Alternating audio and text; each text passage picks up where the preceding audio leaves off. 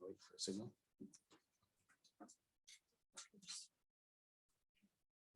We just go into this, Rob. We're good to go. Excellent. Thank you very much. So I'll call the meeting to order. We do have a potential delegation here this morning, so I'm looking for a motion to amend the agenda. Councillor Nielsen.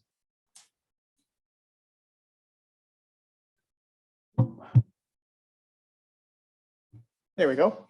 Thank you, Warden Milne. I'd like to amend the motion to allow Eat Local Grey Bruce a chance to delegate this morning. If I can get support for that. Thank you. Would someone care to second that motion? Councillor Eccles, any discussion? We need a 2/3 majority to make this whole. So I'll ask all those in favor. Thank you. That is supported. So the delegation will actually happen approximately at 10:50, although we are running a little behind. But in any case, is there any declaration of pecuniary interest related to any item on this agenda?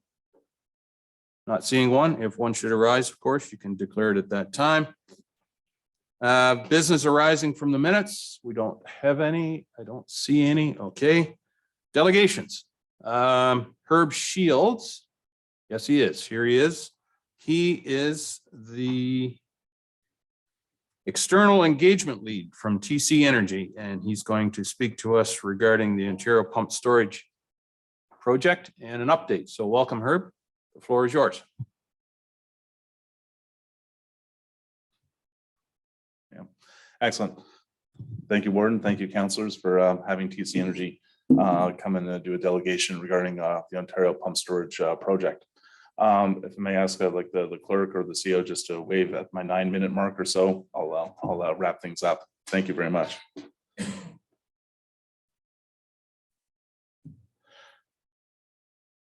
So this presentation, as you saw at the cover, is dated 2022.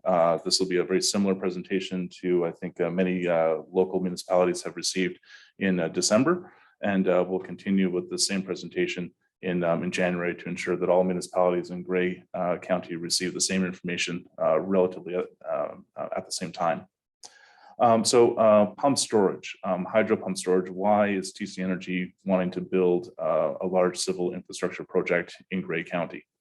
So about 5 or 6 years ago, TC Energy recognized that Ontario, along with many other jurisdictions in North America, are going through an energy transition.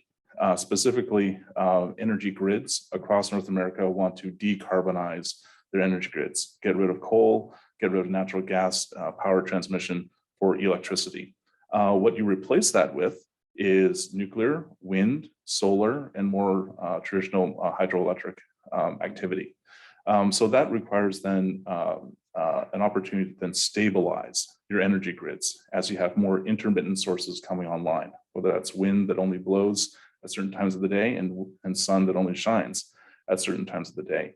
You need a stabilizer to capture that energy and then to redeploy it when you do need it during peak demands during the day and peak demands during certain parts of the season. So consider this battery an insurance policy that will stabilize Ontario's energy grid and provide reliable, safe, and affordable energy going forward. The size and scale of this project is significant.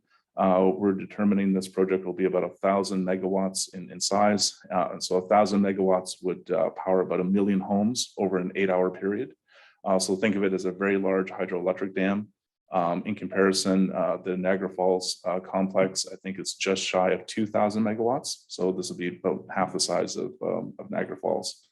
If you were to displace natural gas fire generation with this 1,000 megawatts, it would be the equivalent of 500,000 tons of carbon dioxide that would be removed from like the energy grid, which is equivalent to about 150,000 cars on Ontario roads.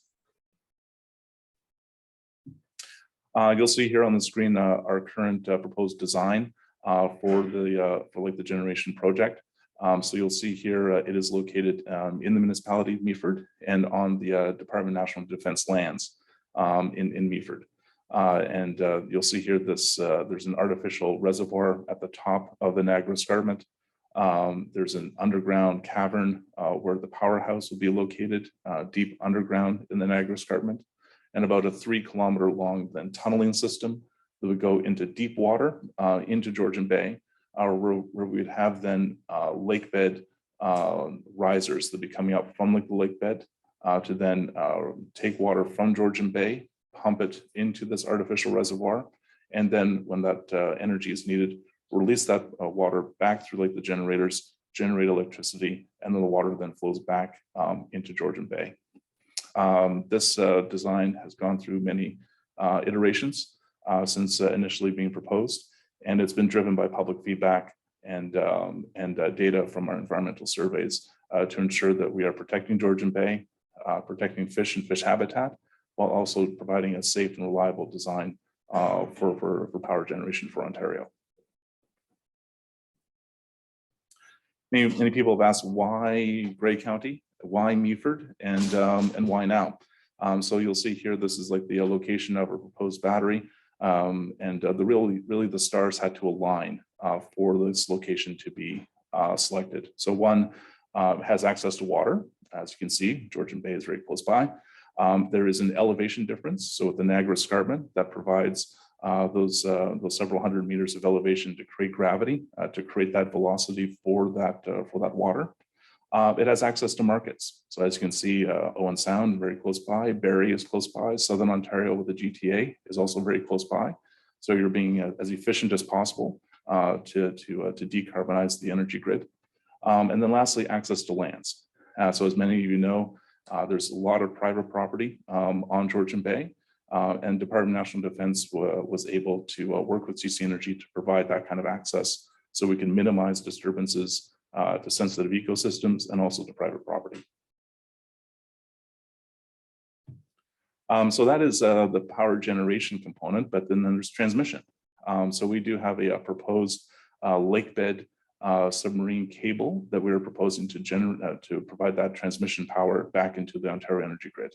So this line here across Nottawasaga Bay, you'll see here goes from Meaford to Wasaga Beach. In Wasaga Beach, we have secured some property where we could access the land.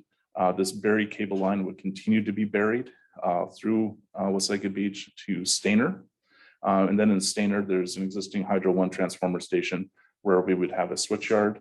And then Hydro One would enhance and upgrade their existing transmission lines from Stayner to ESSA, just outside Barrie. And the ESSA transformer station is fairly large. And then they can redeploy power across most of South Central Ontario. And then that same line then would be used to consume power as we pump water from Georgian Bay up to the reservoir, and that whole cycle would take about less than 24 hours. This is another cutaway of the proposed facility. And as I've said, this has been designed in the public eye. So we have taken public feedback and public input into consideration with this design. Many people have asked about near shore and habitat impacts, especially when it comes to fish.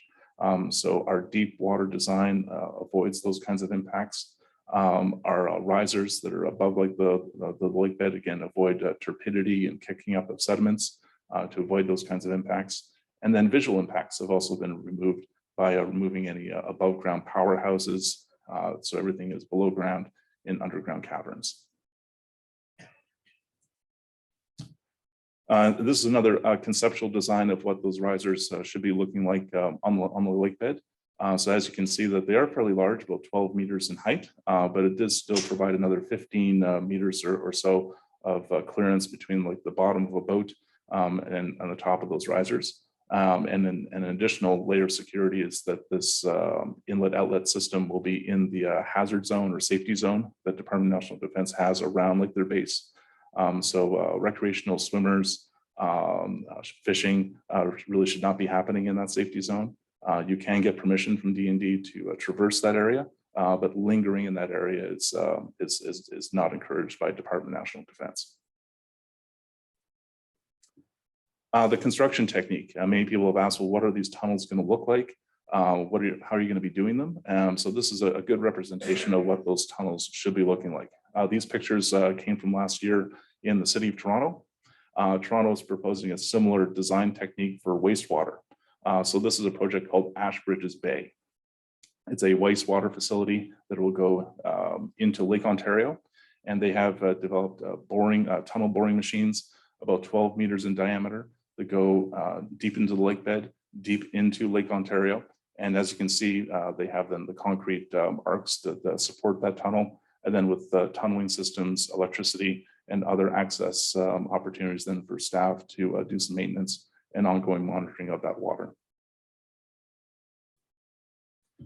And the last component of the construction is in the water itself. So we do have to attach those risers to our tunnels.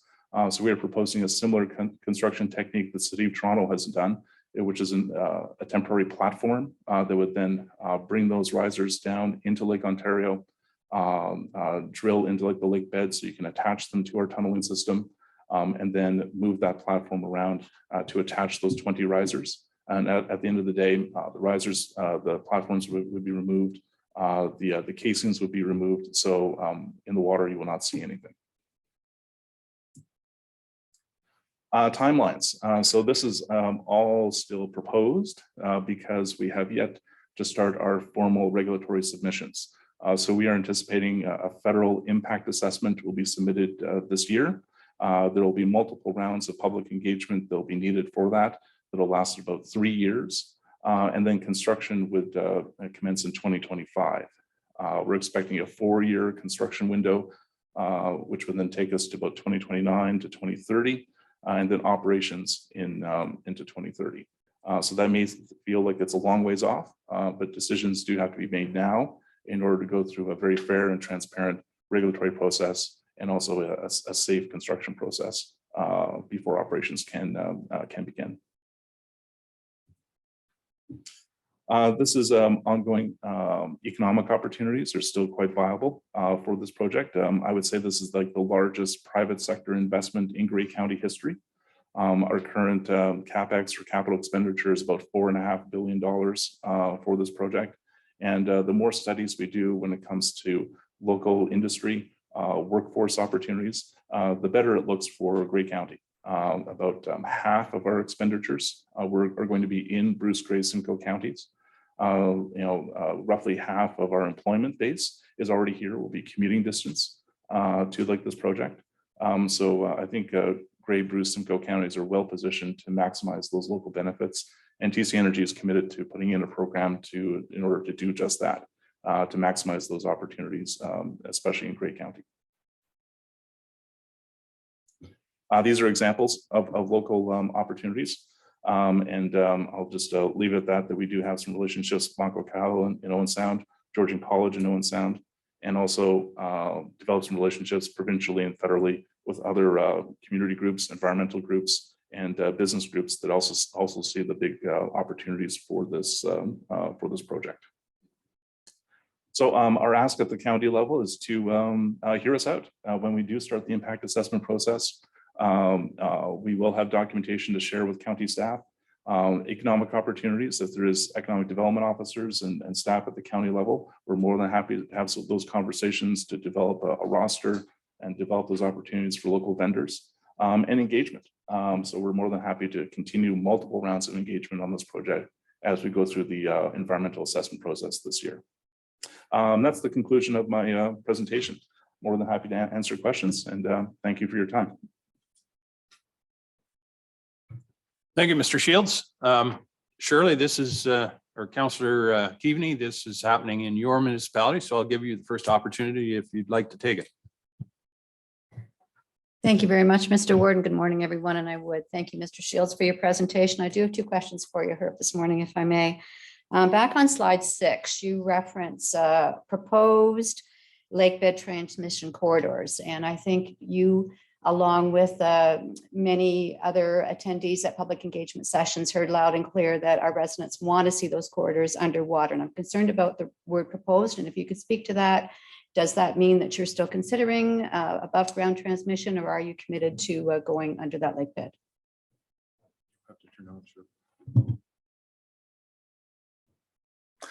Excellent. So through the chair, so TC Energy from the beginning of this project, I think it's been committed to responding to those community concerns, whether it's the design of our project and also transmission routes.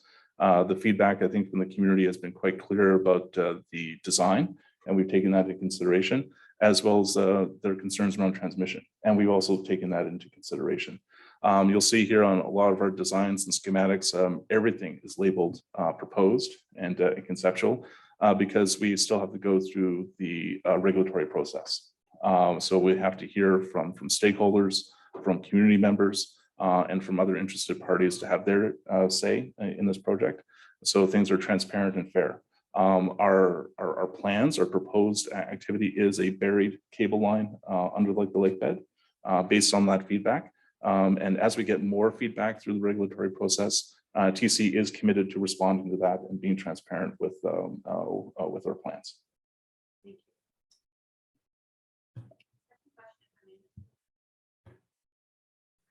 Thank you. Herb, my second question, you touched on some potential benefits for Grey County in terms of employment and economic spin-offs and so on, but I recognize that TC Energy has had many conversations with the municipality of Meaford, and we're a good ways down the road in terms of the discussion about community benefits. But because we're here at the county table with our county hats on, I wonder if you could elaborate a little bit further on some potential benefits for the county as a whole. And I'm thinking perhaps of infrastructure as one you might like to speak to. Thank you. Yes, and through chair, I would characterize the benefits to Grey County as in twofold. There is potential direct benefits and then indirect benefits. So the direct benefits will be very similar to infrastructure discussions we're having with the municipality of Meaford.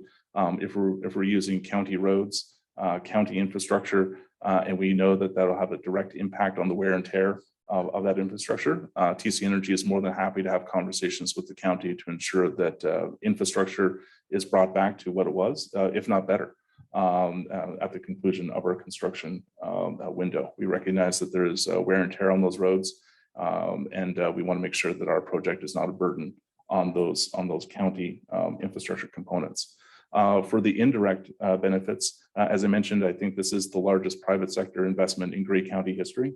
There is a substantial amount of investment that will take place in Grey County when it comes to vendors, suppliers, and also employment. We recognize that the Meaford is the first call we're going to make when it comes to vending and supplying and employment, but we recognize that the scale and size of what we're talking about, there is plenty of opportunity for businesses across Grey County. So as an example, in my presentation, as I mentioned, Mako Kyle in Owen Sound, we are already in discussions with them. We have been in discussions with McLean Engineering and also local suppliers in Owen Sound and other municipalities across Grey County, so that they're fully aware of the opportunities for this project. Thank you for those answers. Does anyone else have any questions? Councillor Body. Thank you, Warden Milne. Just I guess two quick ones, I guess. I've always, Joe Average thought that all of our power came from Niagara Falls, from Bruce and Darlington and a few others, and sort of surprised to learn over the last couple of years how much is generated by natural gas powered generators that are, of course, spewing out CO2, C2O, whatever, carbon after. Do you know, can you give us sort of background of what the percentage of that is? But really my big question is, are you doing a independent economic development study or forecast, and will that be publicized at some point? Do you know when? Thank you. Yes, and so through the chair. So regarding the supply mix in Ontario, the independent electricity operator in Ontario, ISO, on their main webpage, they have a real-time mix of Ontario power generation and also transmission in Ontario. So you can go on that website and it'll give you real-time data as to what is being fired up right now to generate power for homes and businesses across Ontario. So that mix varies from moment to moment. But ISO really is in the best position to provide that kind of forecast. Just before the end of the year, in December, ISO did publish a report that went to the Minister of Energy and to the public called Pathways to Decarbonization. And in that report, I think they lay bare the substantial challenges and opportunities Ontario has to decarbonize the energy grid over the next several decades. It is a substantial cost for that decarbonization, but there's also tremendous opportunities when it comes to partnering with the Indigenous communities, supply chains that are based in Ontario, and then really in putting together the infrastructure to really electrify our entire manufacturing base is really an overall net benefit when it comes to those costs to decarbonize. To your questions about economic development reports on this project, so we are going to be conducting more economic development reports on this project, especially forecasting for local impacts. So we've had some reports already when it comes to, and the numbers vary from 50% of spend in Bruce Grey Simcoe counties, 60% spend in Bruce Grey Simcoe counties. So as we get more data from suppliers, from prime contractors, we can then refine like those numbers further. But I think like the trend has been clear, even at this early stage, that the largest cohort of spend is going to be in Bruce Grey Simcoe counties. The largest employment base is going to be in Bruce Grey Simcoe counties. So we want to maximize those opportunities as much as possible. Very good. Any other questions? Well, thank you very much, Mr. Shields. We look forward to future updates and wish you well with the project. So as we had amended the agenda to receive the delegation regarding the Eat Local Grey Bruce, we have Marcelina and Christina. Is that correct? Come on up. And if I got that wrong, please introduce yourself. You have the floor. My name is Marcelina Salazar. I'm a board member for Eat Local Grey Bruce, and Christine will come up later and help me with questions. First of all, thank you very much for taking our request on such short notice. As we mentioned in our letter, we are urgently seeking support to help save Eat Local Grey Bruce. A few key factors led us to this moment of insolvency: the substantial rise in costs and resources required to meet increased demand during the pandemic, a dramatic decline in sales since the spring of 2022 as traditional storefronts have reopened, and an unexpected warehouse relocation right in the middle of this shift.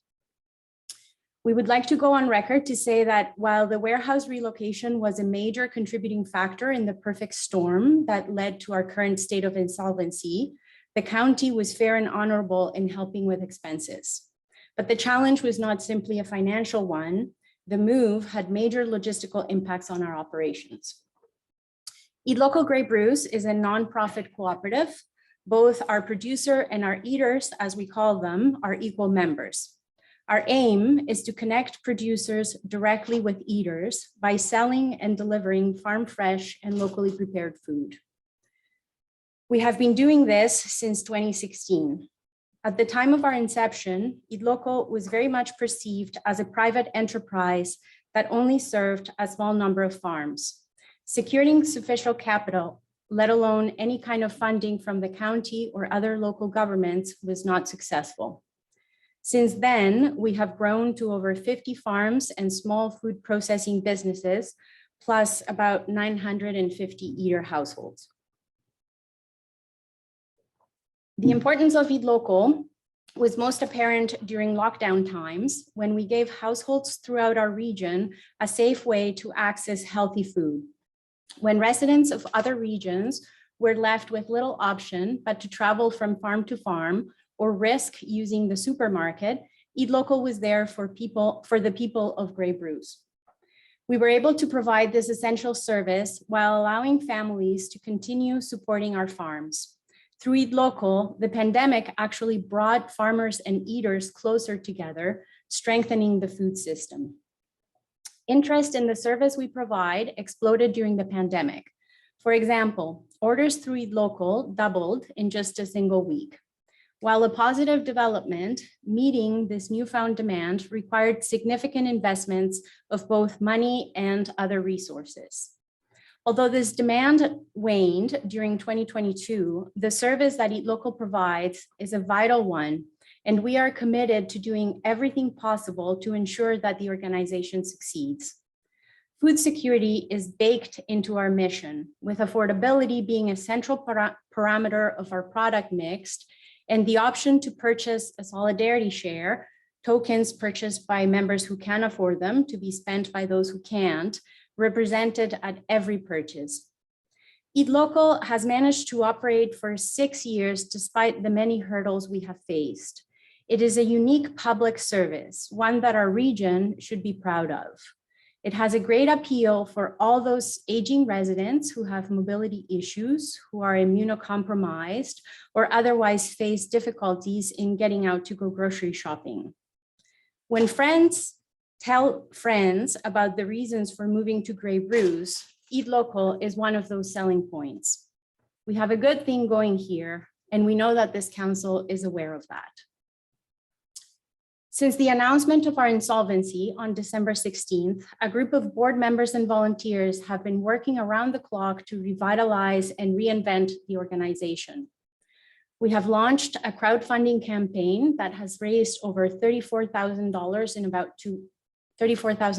about 2 weeks. In addition to the fundraising, Eat Local has been seeking commitment from the community in order to reopen. New volunteers and pledges from members to continue weekly or bi-weekly orders.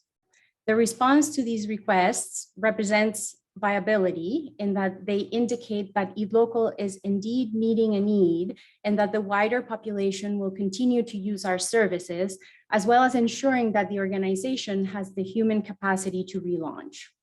The response tells us that we have the support of the community, that the community believes in our vision. This crowdfunding campaign is all or nothing, meaning that if we don't reach our goal, the money goes back to the donors. Support at the county level would show that our elected representatives support local initiatives that reflect what a vast number of residents do, farm and grow food.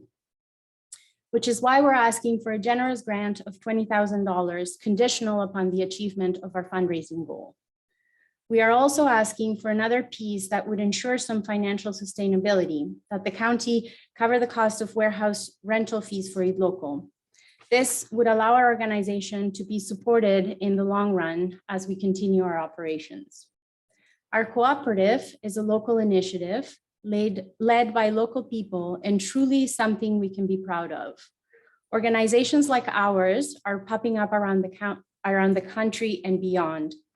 They play an important role in connecting farmers with eaters and farmers with each other in our rural community. To lose this would be devastating. Thank you once again for allowing us the time to speak about Eat Local. We look forward to any questions and hope for your support as we weather this challenge.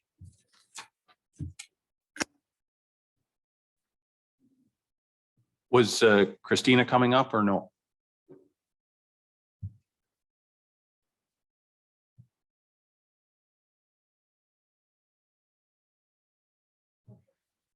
Thank you both for being here today, and thank you, Christina, for explaining the situation as clearly as you have. You did a really excellent job. Thank you. As you know, we're not in a position to make a decision today. I hope that council will ask any questions of clarification that you feel, and that as staff, we'll take the time between now and our next council meeting to consider what opportunities there might be, and to bring that back to our next meeting on January 26th. I know that's a very tight time frame for what your group is facing, but I think it's really important that we do our due diligence and ensure that we are not getting the county in a situation that would be difficult. When we flow funds to private enterprises, we sometimes need to be quite careful. Okay, so thank you. So are there any questions of clarification anyone would like to ask? Councillor Nielsen. Thank you very much, Warden Milne, and to our delegates. Your ask is $20,000 grant and the covering of the cost of warehouse space. Can you help me understand what that additional cost is? What is the warehouse cost to Eat Local at the moment?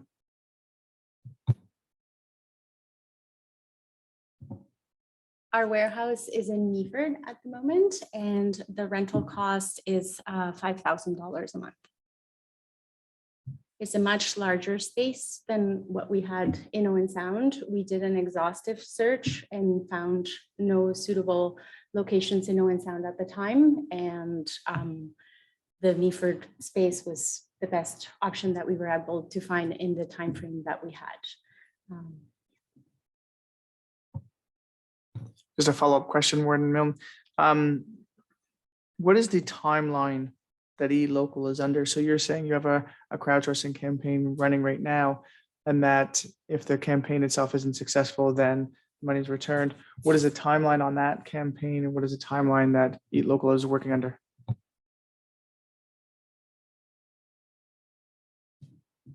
So the crowdfunding campaign continues until the 25th of January.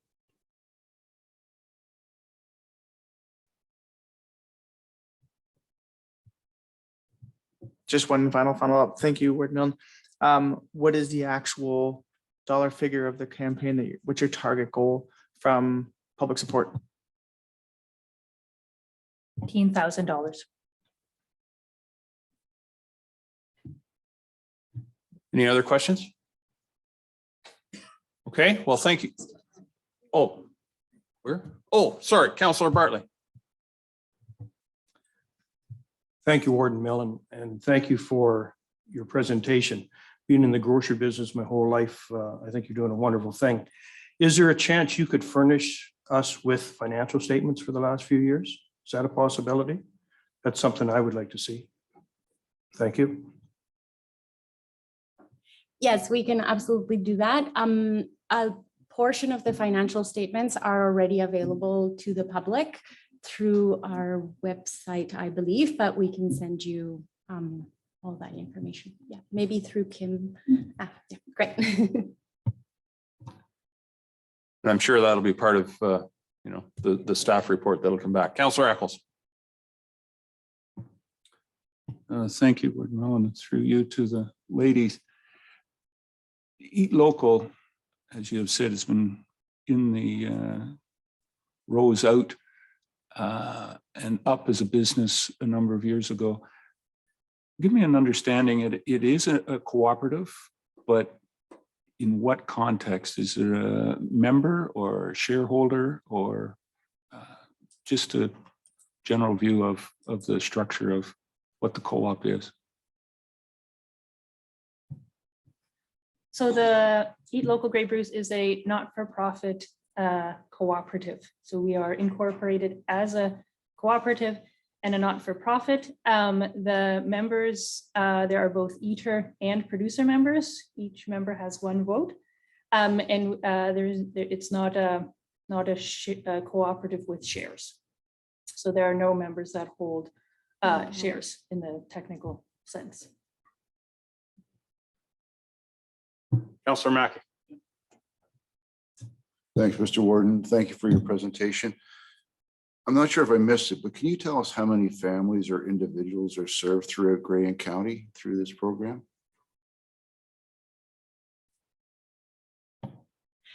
So we have around 50 farms and food businesses, and then about 950 eater households.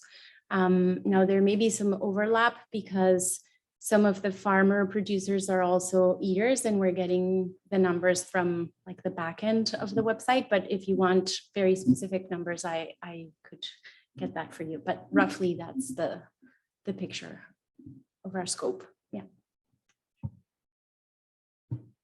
Councillor Matrosov. Thank you. Through you, the warden. Thank you very much for your presentation. And I did visit your website to try to familiarize myself more with it. I did want to confirm, because we're trying to understand the value of both those who are eating as well as those who are producing, as you've said, as equal members. Some of the producers on your list are definitely not local, Mississauga, Peterborough, and such. So could you just reaffirm that people, when they're using the service or when you're looking for support of the service, that it is truly supporting our local producers? Thank you.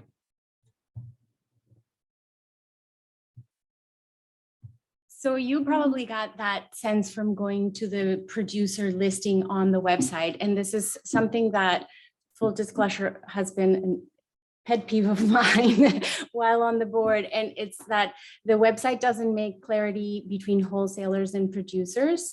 Because we are with the local producers, we're dealing with seasonal products, there are gaps in offerings. And so as the organization has grown, we have relied on wholesalers to fill some of those gaps or to provide some of the items that keep people coming back week to week, like dairy products and those sorts of things. So in order to be a producer member of Eat Local, you have to be within 150 kilometers of Owen Sound as per our bylaws. And the producers that you're seeing that are beyond that scope are probably wholesalers and not producer members. And you had maybe something to add to that? Yeah, so maybe one distinction there then is that the wholesalers, the co-op purchases from them to supplement what we have, but the voting membership are the local producers and eaters. Any other questions? Not seeing any. Thank you very much to both of you for that presentation. And as Kim indicated, our staff will be, was there another question over here? Councillor Mackey? Thanks, Mr. Warden. I'm just wondering if this presentation has went to our Agriculture Advisory Committee and whether members of that committee, I would like to hear from our other ag members, throughout Grey County. Yeah, maybe Savannah, would you like to speak to that, please? Sure, thank you. Through you, Mr. Warden, that is something that as staff, we are absolutely working on. Philly is communicating with board members and with our producers to be able to put that information into a staff report that will come back at the next meeting. And I don't believe that we've had our public members for the Ag Advisory Committee applied or nominated yet. So we only have the council portion of that committee at this point. Good, thank you. So yes, that will be taken into consideration and we look forward to the report. And thank you again, ladies. All right, I see the time now at, a little bit after 11. So why don't we take a 10-minute recess and we'll come back and continue with the meeting.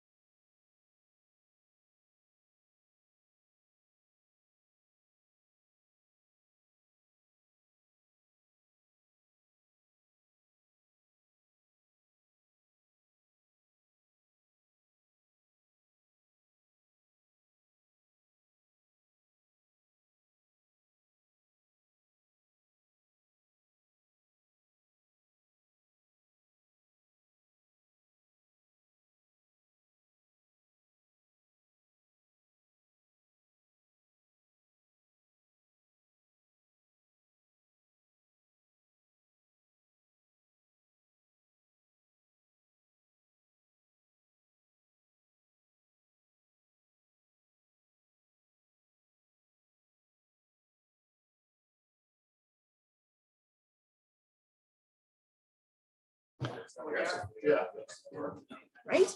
I always try to encourage good discussion, but I think we better move on with the meeting, not from the discussion. Yeah, okay. I'm sure it was all good. Okay, we have Rob, we're good to go? Thank you very much. Next item on the agenda is number 5, determination items. Would anyone like any of those consent agenda items removed for further discussion? Not seeing any, I'll ask a motion to approve those consent items. Councillor Hutchison, Councillor DeBreen. Any discussion? All those in favor? That is carried. Thank you very much.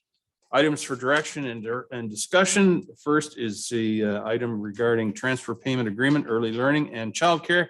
Anne Marie Shaw, our housing director, or community services director, I think is what there you are.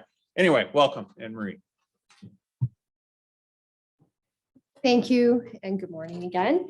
I'm sorry, I'm up here for I think 3 reports. So the first one is our transfer payment agreement we have received from the province. It is our early learning and childcare budget for 2023. We received this December 13th and that they're asking that it gets signed as soon as possible since the funding starts in January. So we have asked that action be taken prior to council approval in order for the agreement to be signed. The county is receiving a total of $18 million, $18,600,000 for funding in 2023, a large increase from 2022, but that is due to our our Canada-wide early learning and childcare allocation, which are the rebates that we are providing through the province to our childcare centers for those that the parent decreases that have been a reduction in fees. So for our 2023 childcare allocation, that funding is a general allocation that goes towards childcare fee subsidies, some of our general operating, special needs resourcing, and also our special purpose funding. And special purpose funding could be for maintenance and repairs, cost of living, those sorts of items. We also received allocation for the early on centers in which we support. There's also some funding that's new to us. We received $20,000 towards mental health initiatives, and that isn't actually for hiring a mental health worker, but it's to provide resources and education for some of the childcare providers on mental health and initiatives. We received some workforce funding used for our retention and recruitment. These funds, while they can't be used towards wage enhancement, we have implemented a mentoring program for some of our newer childcare providers. And also we just opened up a hub, a resource learning hub at the Sydenham School. This is to support our current workforce. And we're working with Georgian College too, to support some of their students that are going through the registered early childcare education program too. So some great initiatives, and I'm happy to work with our partners in economic development. We also received funding for the actual CWELC reduction in fees for our parents. To date, we have provided over $700,000 back to parents in Grey County in the last couple of months of 2020, and that will continue for 2023. There is another reduction for fees, but that isn't until the end of 2023 in December. New this year, the province is actually introducing a 5% holdback to the 2023 childcare allocations, including the CWELC. The holdback will be released upon ministry review of the regular 23 financial statements. This does take quite a while, so it is something that we have discussed and put forward with the province as possibly a little bit of a hurdle, depending on how long it might be for that holdback to come when it comes to us putting the funding out first. But that has been in discussions, and they're certainly willing to work with any service managers that may be a concern. And that's all I have. If anyone has any questions towards the transfer payment agreement. I'm sure the province would pay interest on that holdback. Councillor Nielsen. Thank you very much, Warden Milne. First time at this table, is fantastic to see this and kind of having fun digging through it myself. 2 questions I have for you. One was, for the workforce funding, I know we have PSW supports, and I think PSW is currently, there's like a grant in place for their education. Do we have the same grant in place for ECEs? Or is that something that this funding can go towards? That was my first question. Certainly. So there are a number of grants available for anyone that's interested in becoming a registered education ECE. And we are actually right now working with the Y, looking at, we've applied for some skills development funding and looking for a program in which can be before that ECE, registered ECE. So it would be looking at that ECE assistant in order to attract more people into the business. Fantastic, thank you. And through you, Warden, one more question, which is just trying to understand the holdback. So how it works is the provincial grants that's coming to the county itself. That's where the 5% holdback is. But then in turn, I guess as the county, we're not exactly able to release all the funding until we receive that, because 5% of 18 million is significant funds. Judging from what you were just saying in terms of that timeline for that reporting, you'd be looking at probably into 2024, probably later into 2024, but receive that extra 5%, such as kind of puts a concern to myself as the county's trying to look at how we're supporting the services. A lot of that funding is for the subsidy funding, because it's saying it's a child care allocations. So that subsidy funding for families that have difficulty. Now we are seeing the QUELC does make it so it's a little bit less burden even on those subsidized families to the 10 as we get closer to that $12 target. But yeah, just more of a comment than a question, I guess, is just a concern of that holdback concept. Through you, Mr. Warden. Yes, thank you. We agree. We have also voiced those concerns. We would never put that burden onto the providers or the families that we support. It would be ours to incur. But certainly, yes, it would be a number of months later that we would be receiving that holdback. There's more discussion happening with the province as to why. I don't think we've really ever been given a reason as to why that's happening either. So. Councillor Eccles. Thank you, Mr. Warden, through you to Anne Marie. I've been watching childcare and a number of the programs that we deliver for the province. There's long-term care, a number of other ones that have been downloaded over the years. This is a significant amount of funding flow through. My question would be, how short is it to what we are putting in on delivering a provincial program that the taxpayers of Grey County, property taxpayers, are funding the provincially mandated and federally mandated programs? You want me to speak to childcare alone, right?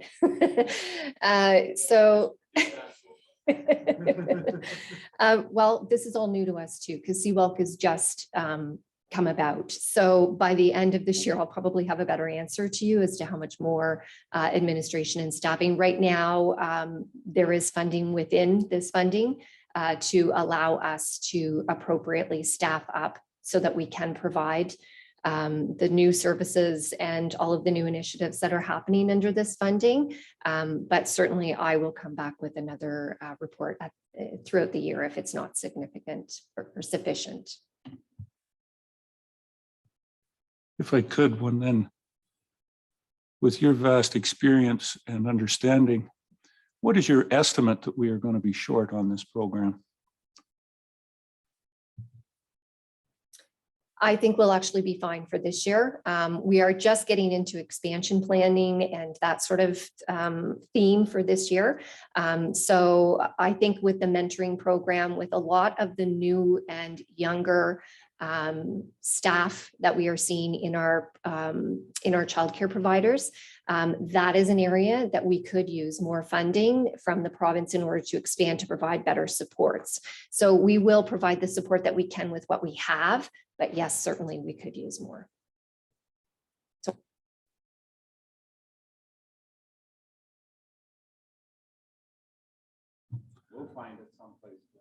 Always room for improvement. That's right. Any other questions? Not seeing any. I'll call the question. All those in favor? That is carried. Thank you. The next is a report regarding Canadian Mortgage and Housing Corporation Contribution Fund Agreement. And again, it's Anne Marie. Thank you, Mr. Warden. Sorry, just to interrupt. I didn't get a mover and seconder. Councillor Gregg, Councillor Bartley. Thank you. So this report is looking at signing an agreement with the with the Canadian Mortgage and Housing Corporation. We applied for some funding to support the renovation of our 14th Street supportive housing project. The project is for 12 units of supportive housing. We are currently working with Canadian Mental Health Association to provide those supports. The build itself is going quite well, or the renovation itself is going quite well. We're looking at the renovation being completed by April of 2023 and hopefully having occupancy in June. We did put in an application through the co-investment contribution fund, and we were successful in obtaining $600,000 to go towards the construction of the units. We found out in December that we were successful and are required to enter into a contribution agreement with CMHC for the funding. Again, I have asked that we be allowed to proceed ahead of council privileges to meet the deadlines of CMHC. Thank you. Any questions? Not seeing any. I'll call the question. All those in favor? That is carried. Thank you. Moving to the next item, we have a report regarding Ontario Priorities Housing Initiative funding agreement, and I need a mover and seconder, please. Councillor Dickert and Councillor Patterson. Anne Marie. Thank you, Mr. Warden. We have also are putting some funds towards our from our Ontario Priorities Housing Initiative. This funding is funding that we receive on an annual basis from the province. We received, I believe it was $532,000 from the province this year. It is the funding we receive in order to develop affordable housing. That funding is going to be used again to offset some of our construction costs from the 14th Street supportive housing build. And we are to enter into a agreement in order to use the funds. So it's good news. Between the two, about $1.1 million to offset construction costs for this much needed project for our community. Very good. Thank you. Any questions? Not seeing any. I'll call the question. All those in favor? That is carried. Thank you very much. Moving on to the next is a report regarding Workplace Safety Insurance Board insurance renewal. And Jen Moreau is going to speak to that one. Sandra Shipley will be speaking to it. She's on her way up. In fact, she's right there. Welcome, Sam. Good morning. Or after. Yeah, it is still morning.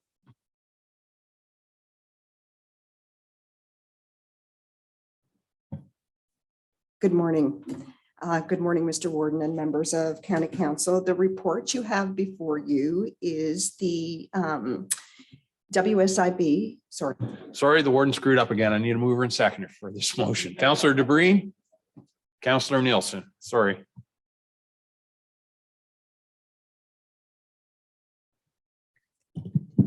Thank you. We'll try this again. Good morning, Mr. Warden and members of County Council. The report you have before you is the catastrophic loss insurance that the County of Grey has in place, excess indemnity, to protect us against catastrophic loss for WSIB claims. The County of Grey moved from Schedule 1, which is a typical WSIB employer, to Schedule 2, which is generally municipalities, not-for-profits, hospitals, larger employers who elect to self-insure their WSIB or workplace accident and illness claims. So the county elected to go Schedule 2 in 1998. And the reason we did that at the time was we were able to have lower WSIB costs by self-insuring. Over the years, the WSIB landscape has changed significantly. Types of claims such as PTSD and other traumatic mental stress claims, as well as even seeing COVID claims, have changed the landscape. PTSD is fairly new to the WSIB landscape, with presumptive legislation being in place. And as well, we really don't know the long-term effects that COVID has on an injured worker. So in that, we are seeing a rise of our insurance premiums. Part of that is because we're an employer that has been growing with the programs that we've enjoyed increasing. Part of that is wages tend to go up, and WSIB sets the ceiling as to what we pay WSIB on and what an injured worker will receive if they go off work. So the rising cost of inflation, costs of claims, that has impacted not only the insurance cost, but as well as the cost of what we pay for the claims. So as a Schedule II employer, the county pays 100% of the cost of the claim for the life of the claim. WSIB still manages that claim as they would a Schedule I. The employee gets the same level of benefit, wages, healthcare, et cetera, that they would as a Schedule I employee. So this report presented to you is to discuss the increased premium that our insurer, Chubb Insurance Company of Canada, has put before us. The increase over the prior year is approximately $41,500, including PST. And that would be if we renewed the insurance for the typical one-year renewal. But our insurer is recommending that we change our renewal date to February 1st, and that's to give the insurer time to prepare the quote. So here we are, our insurance has already expired, and we're bringing the quote to you because they are unable to get the renewal work to us until WSIB sets their new insurable earnings rate for the upcoming year. So the staff are recommending that we take their recommendation to extend our renewal to February 1st, which means instead of paying 365 days insurance, we're paying 397 days insurance for $316,000, including PST. In reviewing this, we did contemplate, like, does it make sense to still be Schedule II? We don't have the answers to that right now. We've been out of Schedule I since 1998. And we know that WSIB has changed their level of rate setting.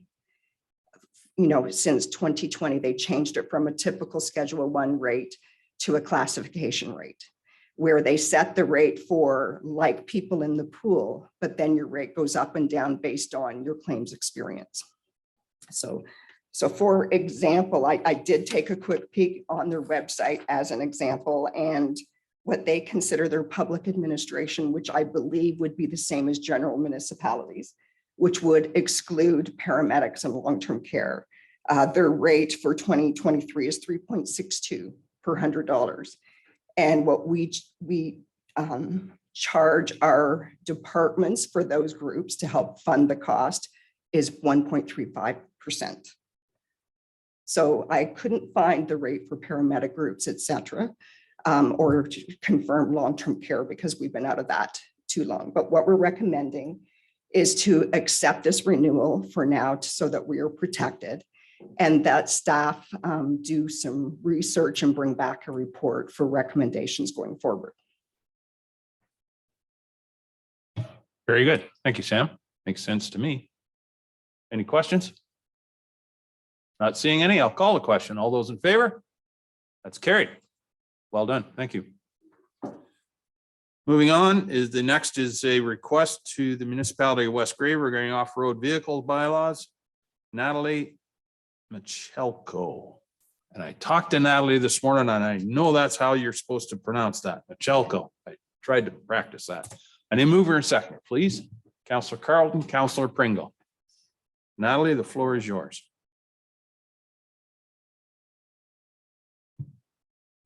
Thank you, Mr. Warden. And good morning, County Council. It's a pleasure to be able to speak with you today. We are bringing this report forward in effort to address some of the concerns that we've been receiving regarding unauthorized motorized use in the County Forest Glenelg Klondike.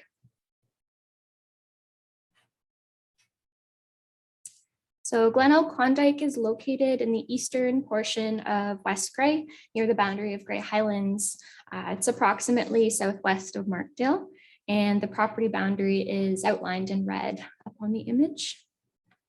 The yellow lines on the image indicate the current Ontario Federation of ATV route, and the dashed line is an unopened road allowance, and the solid yellow line is just a regular road. These appear, the two roads, Concession 8 and Hamilton Lane, appear to be the primary access points for motorized vehicles into the forest. So Grey County currently has an agreement with the Glenelg Klondike Ski Club, and they maintain and groom the trails during the winter months. During the other seasons, the forest is used for hiking, cycling, and horseback riding. The ski club reported that they were unable to groom the trails for cross-country skiing this past winter due to the rutting caused by the motorized vehicles. They indicated that because of the rutting, there's a significant amount of snow required to fill these areas. There is also a concern that if the ski club is no longer able to groom the trails, they'll have to move to a different location to host their ski trails.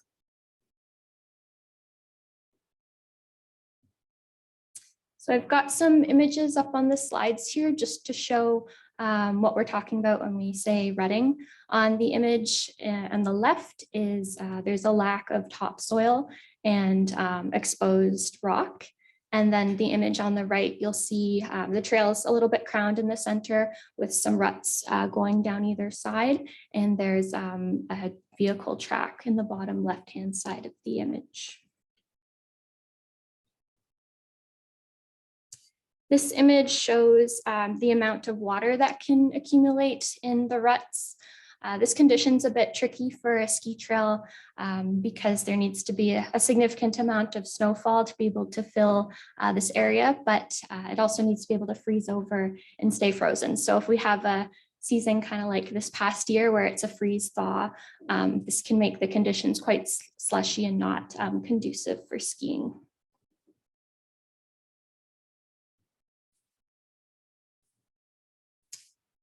So county staff have deployed several strategies to redirect motorized users and inform the public that it's not a permitted use in the county forest. These strategies include additional signage, gates, increased Grey Sauble Conservation Authority staff presence, and notifying the West Grey Police when complaints are received. Despite these efforts, staff continue to receive concerns from the public regarding motorized use and damage in the forest. There have also been confrontations between motorized and non-motorized users, and these have been reported to West Grey Police. So county staff believe that if ORVs were not permitted to travel down the roads that directly abut the county forest, it would reduce the prevalence of motorized use in Glenelg. Accordingly, one option that the county staff are proposing is to ask West Grey to consider an update to their ORV bylaw to reroute vehicles away from the forest. As per the image up on the slide here, we're recommending removal of a portion of Concession 8 and Hamilton Lane. In consultation with West Grey on this matter, we were advised to request a delegation or provide correspondence for further considerations of modification of their bylaw. Prior to pursuing this request to West Grey Council, staff are seeking direction from County Council And ultimately, we realize it will be West Gray's decision whether such changes to the bylaw are feasible. We would be happy to assist West Gray with any consultation relevant to this request. And as per Schedule A, there are several existing routes that ORVs are permitted to use, which include Concession 10, Concession 6, and Side Road 40. I will also note that the county does not have a bylaw regulating uses in the county forests, but uses which are intended to be permitted are outlined in the Recreational Trails Master Plan. In discussions that we have had with trail user groups, the Glen Elg Nordic Ski Club would be in support of prohibiting ORVs to travel down these portions of Concession 8 and Hamilton Lane in hopes that it would reduce the unauthorized motorized use. The West Gray ATV Club would not be in support of the closure of these areas due to the volunteer time and money that they spend maintaining the unopened road allowances. County staff will investigate remediation options for this forest to restore the trails to its previous condition once we address the unauthorized motorized use. Remediation might include the addition of topsoil or reshaping the trail to cover up the ruts. And lastly, a harvest is planned for this forest in 2023. So any remediation efforts should occur following the harvest. And that brings me to the end of my presentation. Happy to take any questions or comments this time. Thank you. Thank you, Natalie. Would one of the representatives from West Gray like to speak? Councillor Hutchison. Thank you. Thank you, Mr. Warden. I do have a couple questions. First off, we have, like everywhere else, we've had the odd staff turnover, but to the best of my knowledge, none of our staff are aware of this issue. Just so that's the best of my knowledge. On a personal note, I have no knowledge of this whatsoever. And I am an active snowmobiler and do have ATVs as well. The other problem that I'm kind of having here is West Gray does have a complaint process. It's a form that must be completed. And we have no documentation of any complaints. And I think that's where this should start. By coming to the county, and I appreciate it as a county forest, but there is other lands around it, which are West Gray lands. One of the problems that I see with it is if we support this, it's going to end up with more people coming to the county and bypassing a process that we actually have in place within our municipality. That is our process. As far as recommending bylaw changes and stuff like that, we have not had any discussions in West Gray with our staff. We haven't, again, maybe the police are aware of it. I would not know about police matters. And we also have an active ATV club that we haven't, there's no discussion there. So I think maybe the conversation should be more to the staff, and then they would bring it to West Gray and then before we go any further with it. Thank you.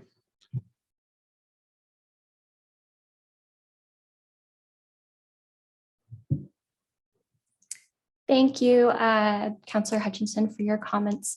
And we'd be happy to continue to have discussions with West Gray staff and the ATV Club to resolve this issue. Councillor Greg. Thank you for the opportunity, Warden Milne, to speak to this. This is a property I'm actually quite familiar with. I'm going to distance myself a little bit from the West Gray discussion and turn it back into, this is a county forest. This is a forest which is pretty much central in Gray County. It is a gem of a property. It really is. I've had the benefit of being able to ski on all the trails there. To the extent that in a good winter, I'm 30 minutes away from Markdale, but I would seriously contemplate staying a weekend in Markdale just so that it's convenient for further skiing on the property here. So the partnership with Glen Elg Ski Club is a valuable partnership. This is something that if you're West Gray, if you're Southgate, if you're Gray Highlands, this is an asset that you're able to dangle in front of doctors when you're talking about doctoral recruitment and you're looking for resources in the community to benefit from. So the problem here is, And if we went back to that schedule that was up there and we remove a couple of those roadways, it's not going to deter the individuals who are responsible for the damage here. And on the green map there, last winter, when we were skiing the Klondike portion in particular, which is the westerly block, it was heavily damaged. My ski partner didn't want to come back. It was not enjoyable. It was a terrible experience. The rocks were exposed through the snow. And that was not trail that is on the Hamilton Lane. That's actually trail that is through the Klondike. It's fun ATVing because it's all hilly. It's fun, but it's not acceptable if we're looking to leverage our property in terms of the skiing and the environmental impact on it. You go down there and the environmental impact is obvious, and your photos did it justice. This is a problem that Georgian Bluffs has had on some of their properties. This is a problem that the Conservation Authority continues to have on properties. And the individuals that are at fault are not upstanding members of the ATV clubs. So I would like to see this report, this item come back again to council with further information about what council can do to assist staff in exploring enforcement tools, because ultimately it's enforcement. So whether we can put solar powered cameras on those trails and nab the culprits, that's the only way I think we're going to escape this problem. It's not upstanding ATV owners, and I've got family members that own ATVs, and they wouldn't contribute to this problem. But enforcement is ultimately what we have to pursue here, because this is a problem, and this is a really this is a treasured property in the center of the county. So. Thank you, Councillor Greg. Did I see Councillor Matrosov? Yes. Thank you. Through you, the warden. I'm very familiar with some of the challenges formerly sitting on Grace Hall Conservation Authority, but also we have Crown Land just down the road from us, and we have Grace Hall land on one side of an unopened, now unopened road allowance, and then Crown Land on the other. At times, the issue there, it's absolutely impassable for anybody because it gets so bad. So the key question that I have through the chair to you is, you mentioned that the rehabilitation would happen after the harvesting. So I'd just like confirmation that it's not so bad to the point where it's actually going to inhibit our ability to do our proper harvesting.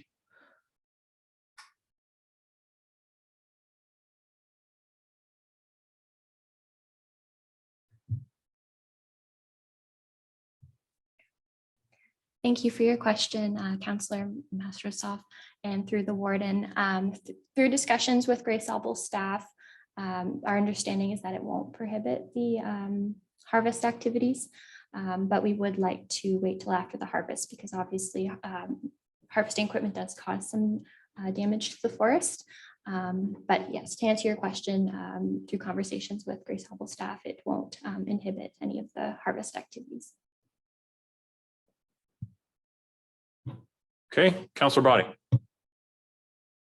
Thank you, Warden Millen. You get to designate who my question goes to, but I'm wondering why we don't seek to stop up the unopened road allowance and have it transferred to the county as being one big part instead of having that break in between. As long as you've got a road allowance, then everyone's going to think that they've got a right to cross it because it's unopened. But if we removed it from it being a road allowance, made it part of the park, one piece, then you've got one whole piece instead of two, if that might make a difference, and that's something we need to explore. I'm not sure who that would go to, but Scott, maybe you'd like to comment, please. Yeah, thank you for your question, Councillor Body, through you, Warden Milne. It's not something we've investigated at this time. It's something we could look further into as staff and have discussions with Wes Gray on. I will say in general, and I think Natalie's done a really good job of framing this issue as it applies to this county forest. But the issue of unauthorized trespass of motorized vehicles isn't unique to this county forest. And we've tried numerous things, including adding gates, including in some cases fencing or putting in other obstacles like boulders or down trees. ATVs. And, you know, there are a few bad apple ATVers, I think, as Councillor Greg said, it's not the upstanding club members. It's a few, if you like, bad apples, so to speak, that are finding their way in. We have experimented with other things at other county forests. We did try cameras at one point and they were removed. We've tried signage, as Natalie said, and it's been removed. We had lots of gates damaged.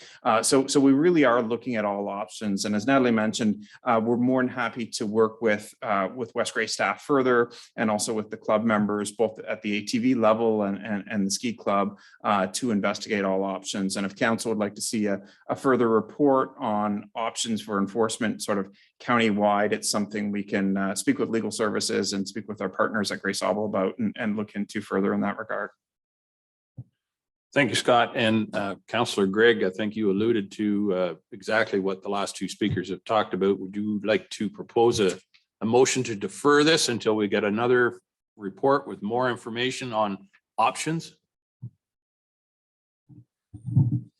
Well, I was certainly going to consider moving an amendment to the motion on the floor that this item be returned back to council in the future with an examination of enforcement tools and costs, certainly alongside that, or other challenges that would exist.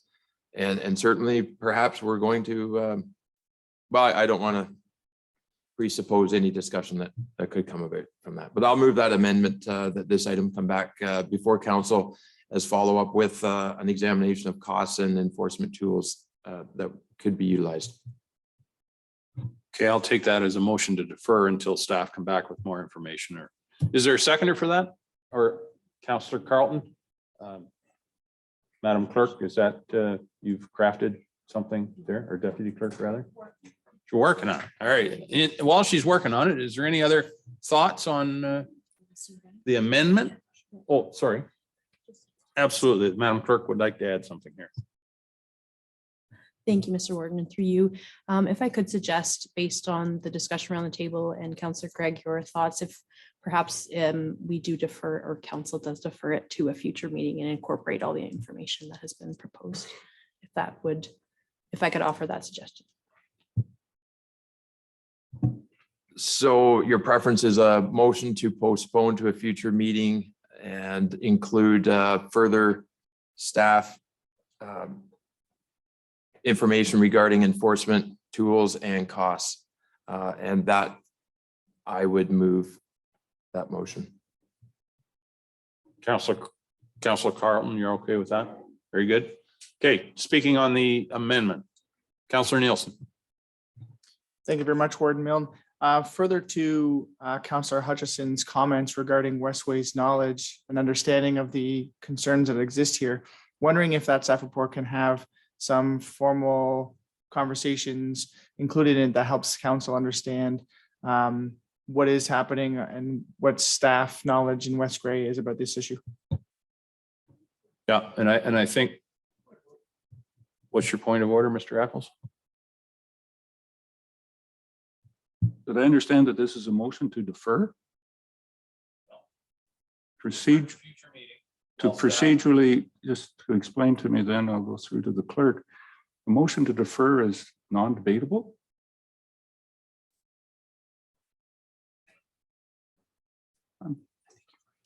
Please hold.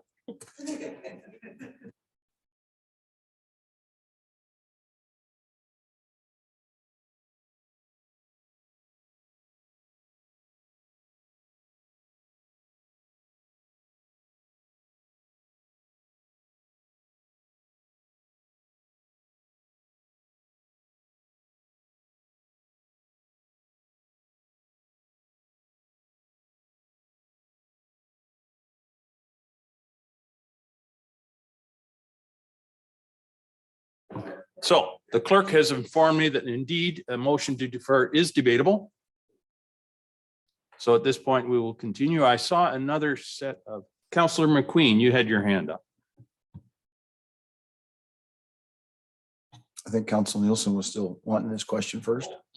What you? No, my question was that. Okay, so my point or question I'm going to raise, how much are we talking about as far as trail is it cheaper for us just to go in and level it off in the fall and then carry on? I don't know how much money we're going to spend on doing that. Or is it advantageous to work with the local ATV club and work together so they keep it level, they keep it smooth? Because I know with the Great Dufferin ATV club, they get access, they do look after stuff.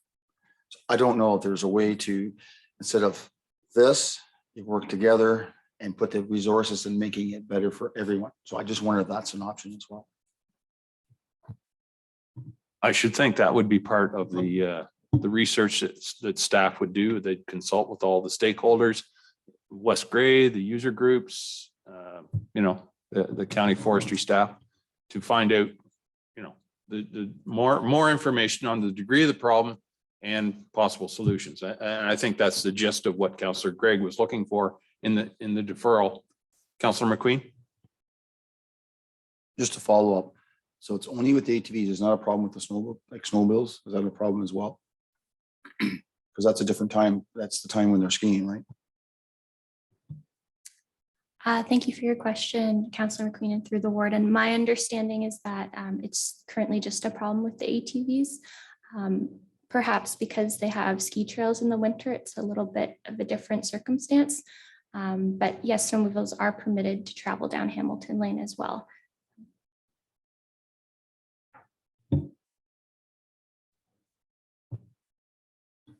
I was referring to the county forest, our snowmobiles, a problem in the county forest during the winter time. I don't believe so. We haven't heard that feedback from the ski club. Okay. So I think, sorry. Right. Do you have any sense of timeline that staff might need before they bring, or do we want to leave this to a future council meeting? I think that would probably be the most appropriate. That gives staff time then flexibility to suss out the issues. Okay. Any further questions? Not seeing any. I'll call the question. All those in favor? That is carried. Thank you very much, Natalie. Okay, moving on. The next is a report regarding capital purchase prior to the 2023 budget approval, the road construction and facilities. Pat Hoy is the director at TAPS. Welcome, Pat. I need a mover and seconder for this motion. Councillor Nielsen, Councillor Dickert. Thank you. Pat? All right, got it now. Through you, Mr. Warden. So you'll see this report quite a bit. It's all a matter of timing. So the purchasing policy allows us to get a resolution from council to tender up to 50% of the approved 10-year capital early. So you'll see on page 58, the list of projects. Now, some of them are shared projects. There's a shared project with Meaford on 7, and then a shared project on 28 with Hanover. So all these projects listed aren't imminently ready to go before the budget. But some of them we want to go before the budget, but they're all in there because we can kind of tender up to 50%. But some of them will end up going after the budget, just as a moment of clarity. So it just allows us to get out early in the year, get a contractor on board. We don't really, we don't have a surplus of contractors doing large road jobs around here. So we're always like to kind of be the first out of the gate just to make sure that we can get them kind of committed. So you'll see in the finance section that we're under our 50%. The other, you'll see this report quite frequently with vehicles because of the long lead time on plows and getting our plows, fixed up and equipped. We end up putting it out quite early for plows. It might take a 2-year lead time almost now. So yeah, this is just permission to start tendering a couple of large construction jobs early and get them out there, get people competitively bidding on them. Very good. Thanks, Pat. Any questions? Not seeing any. Oh, Councillor Eccles. Yes, Pat, the Grey Road 28 project, Grey Road 4 to the Saugeen River Bridge. Your map is just a little small, seeing as there's bridges on both the south and the north. It's just the north section that we're looking at as it goes through Hanover.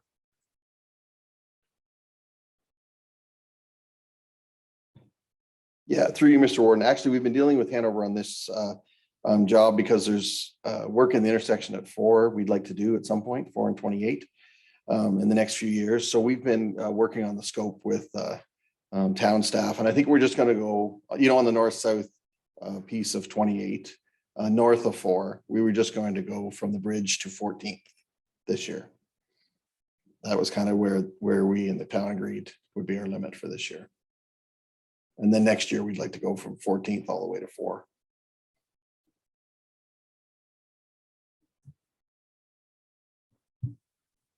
If we could, so there probably would be a contribution from Hanover in on this project as well too then. Okay. Okay, any further questions? Councillor McQueen. Thank you, Mr. Warden, and to the director, just in the item with regards to the Kimberley Salt Dome replacement. As you're probably aware, we just replaced the one that we purchased from partnership from the county just last year, and we put up a new building, and I think we were around 865,000 or somewhere in that ballpark. If you want to talk to Chris, so I just wondered if the 500 is a little bit on the skinny. And that was where we were going to use the original foundation, and that was included in the price, but they ended up putting a whole new foundation to try to use the round. But it's a nice round building and I've heard it works very well for sand. So I don't know if you want to reach out to Chris, and maybe you have, I don't know, but it was a lot higher than 500,000. But it is a nice building. Better be. Yeah, I could speak to that. We've been talking quite about this week. Yeah, I don't really think 5 is enough either. We're not really in the design. We're kind of in the design phase. We haven't finalized our design. Our operations manager, Jim Nickel, has been talking to local suppliers. I think we probably are a little light on that 500, and it's another one that's not going to be imminently tendered. So it will probably be after the budget by the time we tender, I would think. But there is a lot of work to do on that. Most of them are like, most of the road jobs are all ready to go, that one definitely needs a little more work before we tender it. Through you, Mr. Warden, I would just suggest take a drive and see it, because it's up, it was just filled up with sand just last week. So it's operational, and I've heard because of the contractor that filled it, because it's still round, works very well, and yeah, looks like a big tobacco house because it's round. Anyway, it's worth the drive. Okay. Anyone else? Not seeing any. I'll call the question. All those in favor? That is carried. Thank you very much, Pat. Moving on to the next report, we're dealing with the mechanical compression device capital purchase for the budget approval request, similar to the last, although different equipment. Of course, we have Kevin McNabb, our Director of Paramedic Services. Do I have a mover, please? Councillor Body, second Councillor McKay. Kevin. Good afternoon, County Council. The purchase of this report is to have permission to purchase 11 mechanical CPR devices, and have approved to be able to begin that purchasing before budget approval. Our patient care standards are updated regularly by the Ministry of Health on a regular basis. They use the best medical evidence at the time that is available to make these changes, and it's done through our Provincial Base Hospital Medical Advisory Committee. The latest version will come into force on February 1st of 2023, version 5. In this standard, and amongst other standards as well, there's an update to the cardiac medical arrest standard that in certain settings will see an increase of CPR resuscitation delivery time from the current when we arrive right now is usually 6 to 8 minutes before a decision is made on what way we're going to go with treatment, to up to approximately 20 minutes before that will be made. The duration of resuscitation by paramedics prior to termination of efforts is being extended to a 20-minute minimum to maximize the number of individuals who may have a successful outcome. There's been recent observational studies that have suggested that there is a non-futile proportion of patients who exist who might survive to hospital discharge with this new change to the standard. This extended duration of CPR may be aided by the Corporation of Medical Chest Compression Devices, especially in the setting where we have limited scene resources. The use of mechanical CPR is shown to be as effective as manual CPR. The mechanical CPR device, it decreases the physical demand on the responders, especially when we are lacking resources at the scene, and allows more focus on patient care and transport. It also allows for CPR to be done in tight places and during movement. It's very difficult to do it when we're carrying people out of a residence into the stretcher. And even from the stretcher into the hospital, this will allow it to be maintained during that period of time. And I think of all the things that we've learned over the last number of years of all the different treatments that have been trialed, good CPR is one of your best outcomes, and do it consistently. There's also a significant enhancement around this around paramedic and other responder safety, because now with this device, paramedics and other responders, like typically fire, they can remain belted now. They don't have to stand up and deliver CPR in the back of the vehicle. So that's a good thing as well. We're requesting permission to purchase these prior to budget approval and allow training and deployment as close as possible as to the new standard. We will require training for this, and we would hold this during our February CME. And we're thinking these devices will probably last about 8 to 10 years. There is a preventative maintenance on these devices. We don't know what that entails yet. Some are more than others, but there will be a cost to that, but nothing in 2023. The projected cost for this is around $187,000. It is included right now in our budget for this year, and will be funded from our paramedic services equipment and general reserve. At the end of this year, the balance in our reserve is to be $471,600, and we'll begin an annual transfer to the reserve to reflect this additional equipment going forward. To give you an idea on the number of cardiac arrests that we attend, in 2022, we went to 233 in the county. I'll take any questions. Thank you, Kevin. Any questions regarding the report? Not seeing any, I'll call the question. All those in favor? That is carried. Thank you, Kevin. I have been advised that lunch is here, and I'm not one to keep lunch waiting. So why don't we say we'll reconvene at 1 o'clock and enjoy lunch.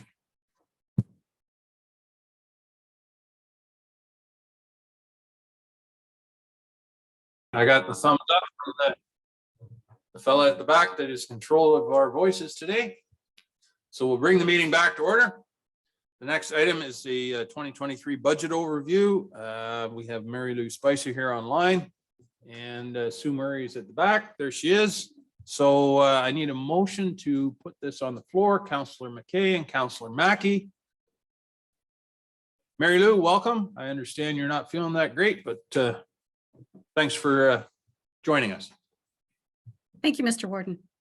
I feel fine. I just need to be symptom-free 48 hours and then I'll be back. So all is good. I'd like to start with by thanking everyone who's done a lot of work to get to the point where we're at today with our budget. It's a long process and people have been working on it since summer, and it just seems, unfortunately, you stop working on it and then you start thinking about the next year's budget. I'm going to share my screen. We just have a short presentation. And just to confirm, can you see the 2023 budget overview? Okay. So the process, same as other years. Departments begin their review and submission. They meet with the CAO's office, whether it's Kim and Randy, with finance, and we go through and we do reviews. And then it gets to senior management. And the next step is January 20th, Long-Term Care Committee of Management will see their budget, and County Council will review and meet at a special meeting on January 27th. The impacts on the 2023 budget aren't new or surprising. They'll be the same as what you're seeing in your own municipalities. We've got rising costs for insurance, collective bargaining. We have 4 agreements that are being worked on, and you'll hear some of that later in the closed session with Jennifer Moreau.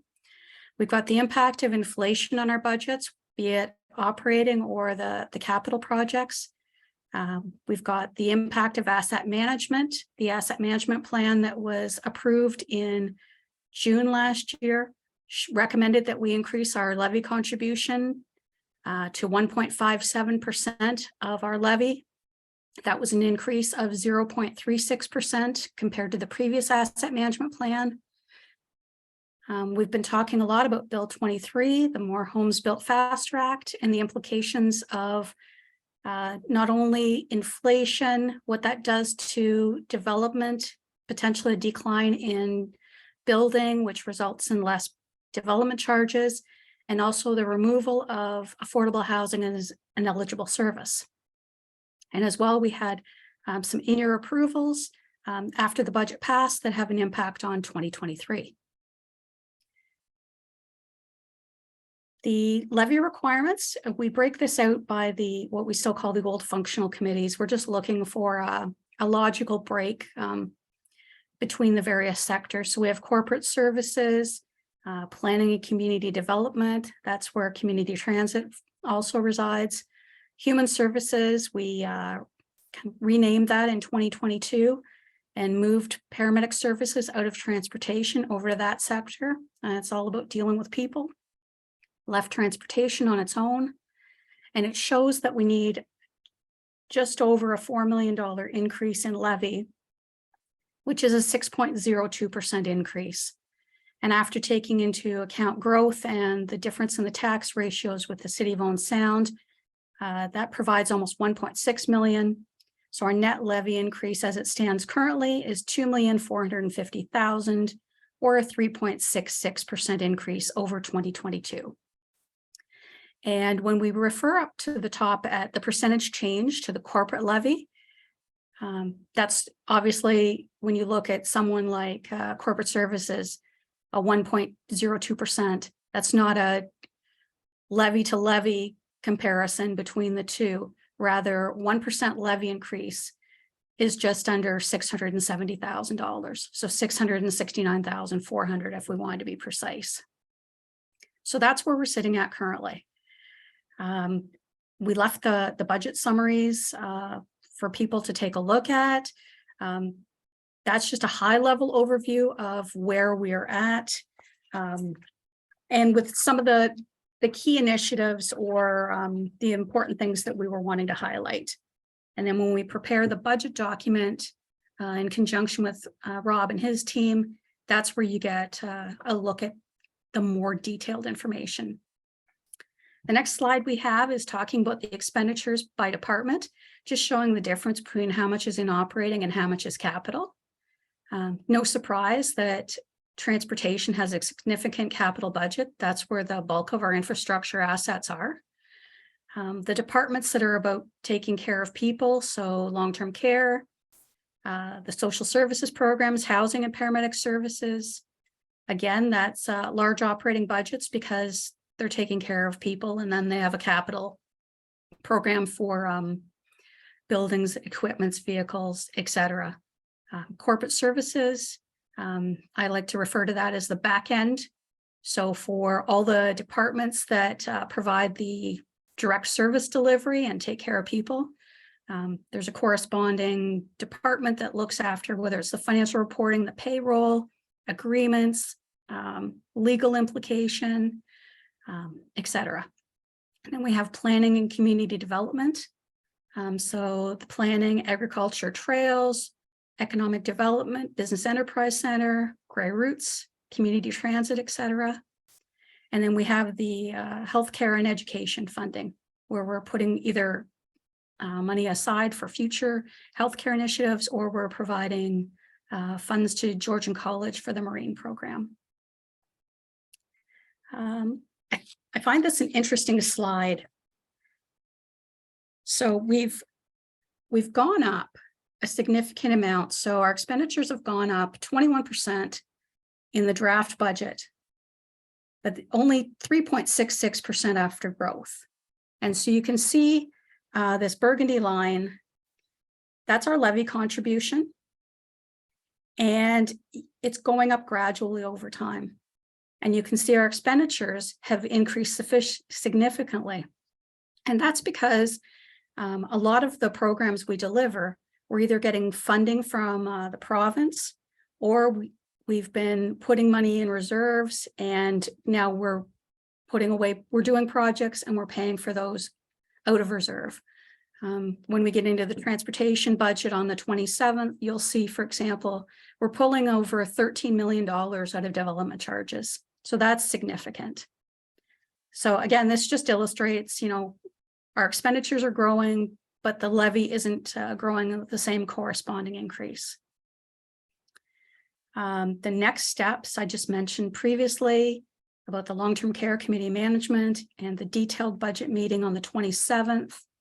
And what we're looking for, our budget right now is a very manual process in building a budget. And so we do a lot of work in preparing documents, and then Rob and his team do the pieces that make it look pretty and something interesting to read. So before we go and we compile this huge document, we just like to have this conversation with committee of the whole and ask if you're supportive of us presenting the budget at 3.66 on the 27th, or if you have thoughts and want to provide us direction. And with that, I'll stop sharing.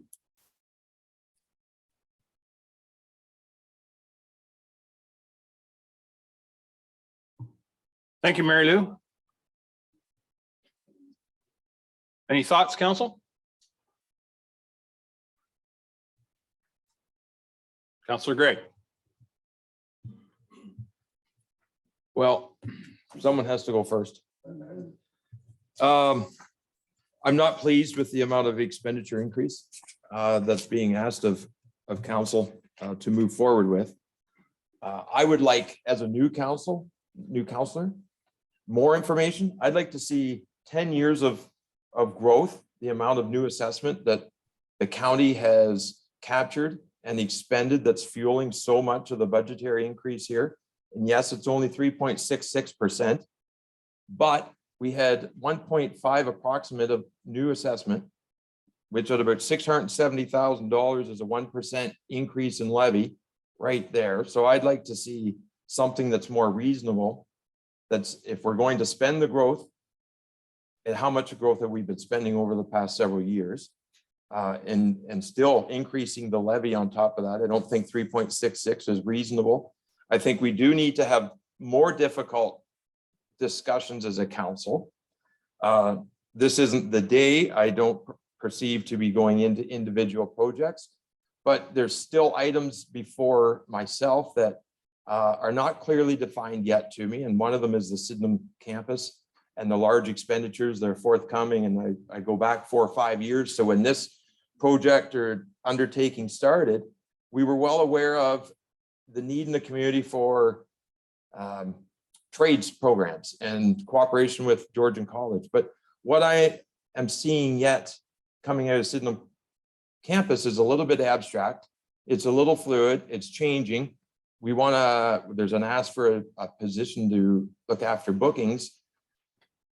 And I'm not just using Owen Sound as an example. Probably many of our municipalities have space in the municipality that could fulfill some of these needs. Like to a certain degree, we're looking to rent out space at Sydenham campus at the expense of, I'm going to use downtown Owen Sound, for example, that we have thousands and thousands of square footage that's already available. So we're wandering here in a direction that I'm not comfortable with. That's just one example. I'd like to see closer scrutiny of gray routes. We're aware during COVID, the traffic patterns weren't the same. However, just at some point, we have to acknowledge that we can't just continue to inflate the budgets in maybe all departments. We have some legislative responsibilities, and certainly transportation is one of them. You can't just ignore your roads. Social services, long-term care, heavily legislated and mandated as to the expenditures that we are required to put forth. But myself, I'm not comfortable with where we're at starting. I'm not comfortable with me supporting sending this back just as a 3.66%. I think we need to do a better job. I'm not sure what the magic number is or what our outcome is going to be today, whether it's 2%, 2.5%, but I think we need to dig deeper. It's too easily always expressed in percentages. But to many residents, at the end of the month, it's the gross dollars now that you're removing from their household income. And right now, with inflation impacting everyone, including us, for many people, they just do not have the gross dollars going the same distance as before. And when they're paying your municipal taxes or county taxes, it's after tax dollars that they're using to pay for that. So it's more impactful. And I think today, if anything, I would support something that is a lower starting point, the 3.66.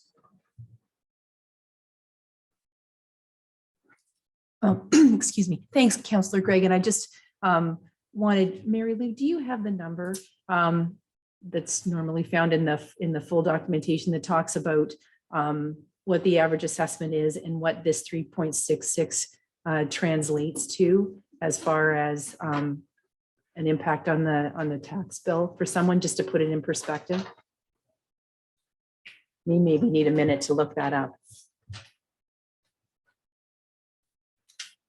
And just while Mary Lou's doing that, so just to reiterate for council, our purpose here today was to provide you with a working number. This is where we are right now.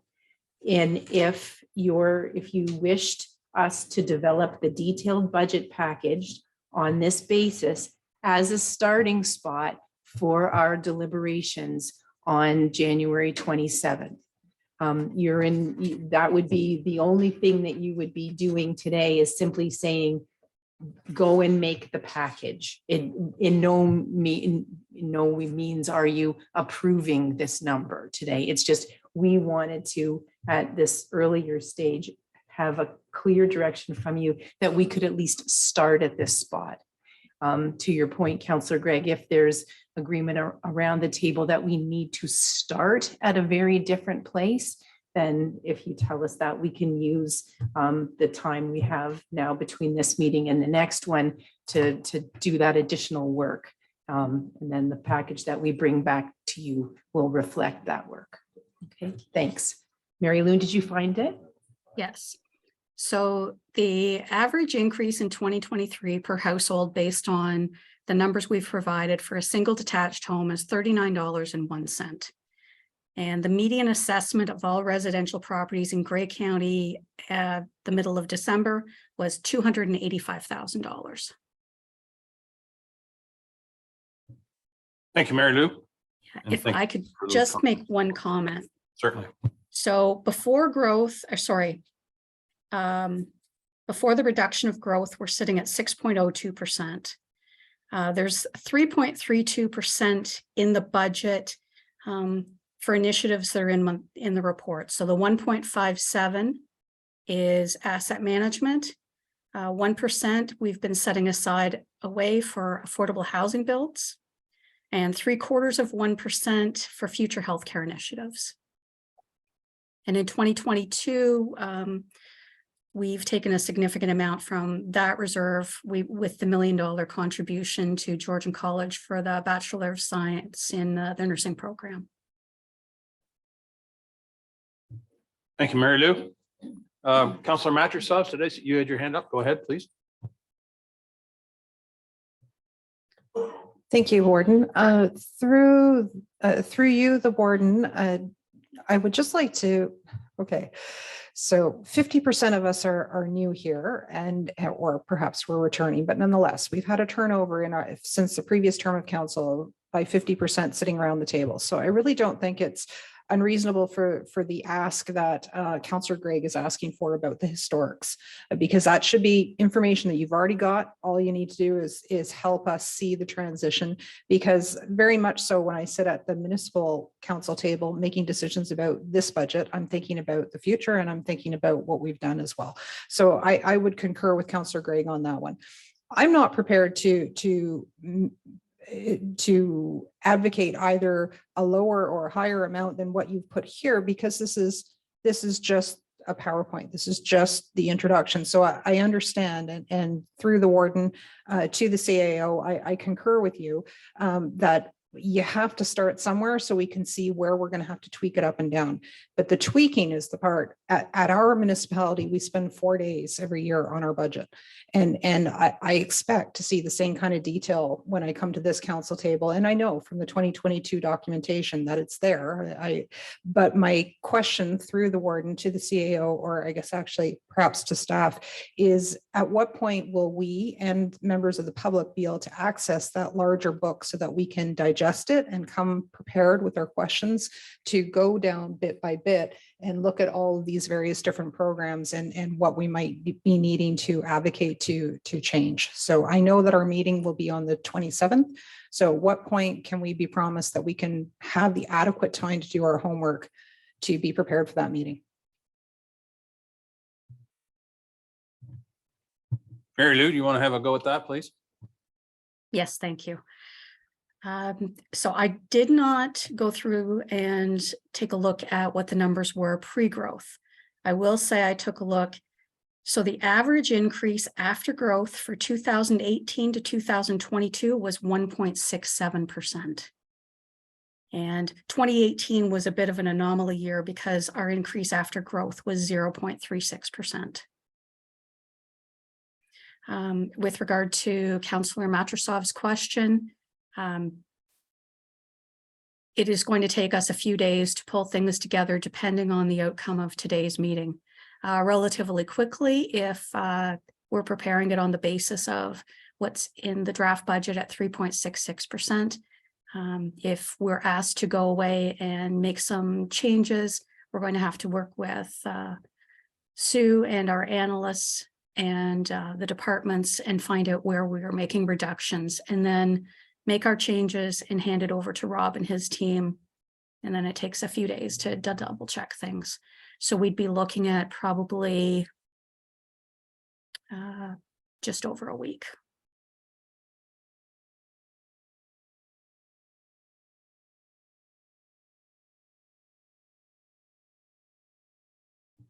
I will just add to Mary Lou's point. So our normal course of our process with this would be that it would always be out a week before. That's standard procedure with any reports.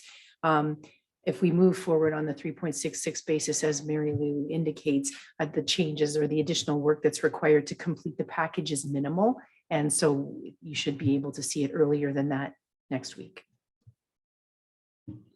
Okay, thank you very much for those. Any further questions? Mr. Eccles, Councillor Eccles, sorry.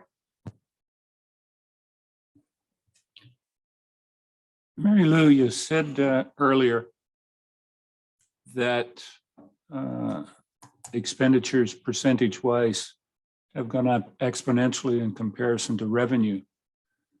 Been in business a little bit myself, not very much, but usually with a budget, you try to balance your revenues.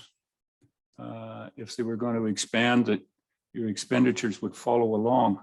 How is it that we've ended up with our expenditures being so much more increasing towards what our revenues have? That would be a first question. Or is that appropriate at this point in time? If I can, Councillor Eccles, I think it's the levy that's not being impacted to the same degree. So the levy requirements have not increased to the same degree that our expenditures have risen. And that has to do, I think, as Mary Lou indicated, to do with the source of funding for many of the programs. So when we undertake new programs from the provincial government that come with significant funding, the bottom line of the county's increases, but the levy requirement not to the same degree. But Mary Lou, you probably have more than to say. So you see a 21% increase in our gross operating expenditures. However, the increase from taxation before growth is just over 4 million. Almost 16 million is coming from grants and subsidies. About half of that is what Anne Marie was speaking about earlier with childcare. So with the reduction in what families pay directly to operators, now we're being flowed the money. So there is a corresponding increase in the revenue and the expense. So the province will give us the money and we're paying the operator instead of the family.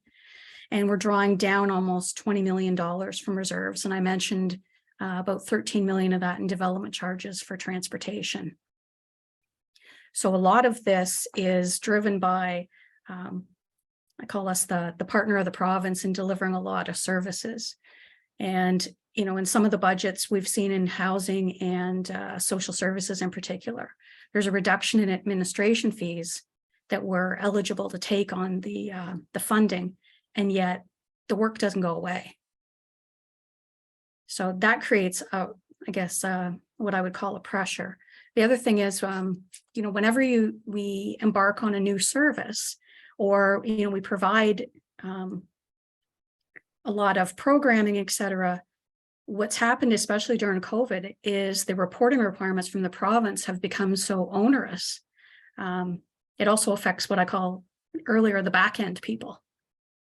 So some of the staffing increases where you look at, you know, HR, you know, looking for a business partner to work with long-term care, for example. That's where half of our county employees almost work.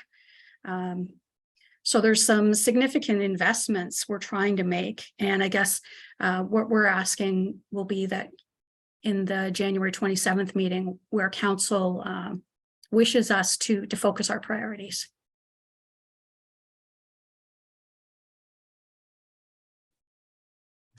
I guess that's why I asked Anne Marie that question earlier. Maybe it's when you've been around for a little bit, you see those types of things. First evidence of that was, I believe it was back in early 2000, where we started seeing some of the downloading, is what we called it at that point in time, but the province was just calling it re-recognition of how the deliveries would be, how the services would be delivered. Do I think that Grey County, do I think that West Grey or Georgian Bluffs could deliver them in a more efficient manner than the province? Yes. But the province always has their finger on it that we can't do it in an efficient manner. We're not respected as partners in the public service from the province, and hence you just get bled continuously at the property tax dollars. Inflation is one thing, but if we're going to help out the inflation, derail it, then I think we've got to derail this. Instead of being 3.66, I would like to see it at 0.66 and push back. And it may be difficult because there's going to have to be some of the services that we feel are nice to have and are part of it, but we've got to learn to do more with less, or do less than what we are, because we cannot bleed the property tax dollars any more than what we are right now. 2%. And as I said, that's, you know, what's driving inflation?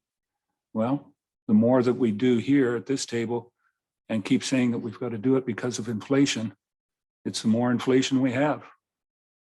So my proposal back is that we find, come back on the 27th when we're doing a really deep dive on this, and we're at a maximum of a 1% increase. And that would be my direction towards staff. If Mr. Warden, you would take that at this point in time. So you're suggesting a motion of 1% increase?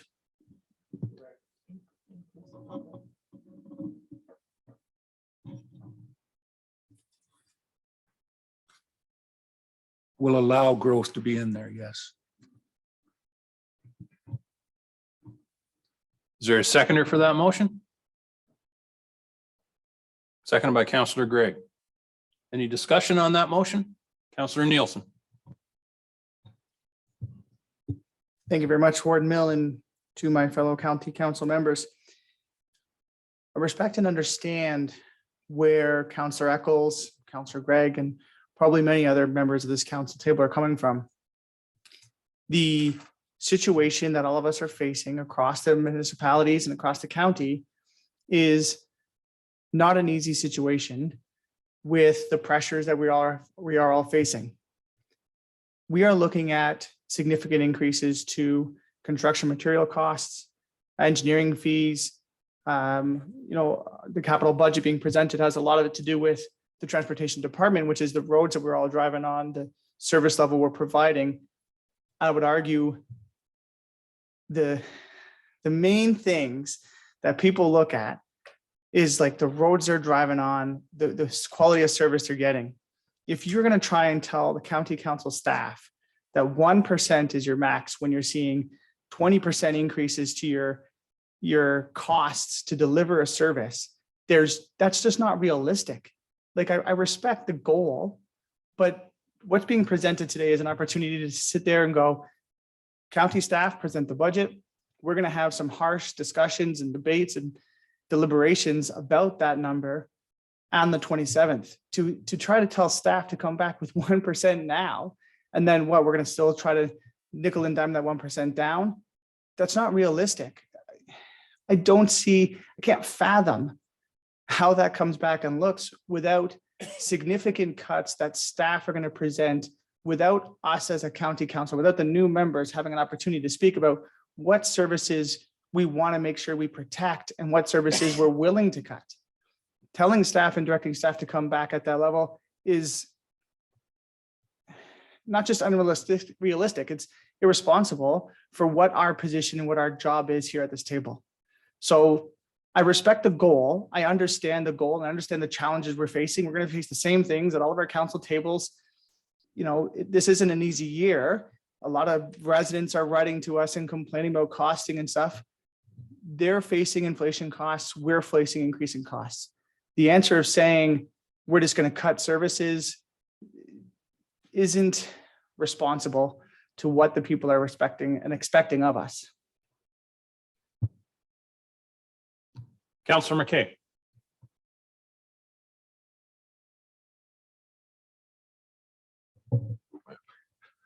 I can't really agree with if it's feasible at 1%. But also, I think we have to think down the road, because I've been around here long enough, and listen to the government, and the government says, well, here's $500,000 to start this new project. That's fine and dandy. Think before you take that money from the government. What's going to happen 5-10 years down the road? That either gets cut back, or that 500 or $500,000, you're going to have to put another $500,000 in that to provide that service. And then that service is going to increase. So I think it's just about time to say to the government, whoa, maybe we don't want that money to start a new service. We're happy with the services we have. And I think we really have to think about that. And I think Councillor Kevin Eccles said the thing like, push back to the government a bit and say, look, we can't afford to keep putting an increase on our ratepayers the way it is.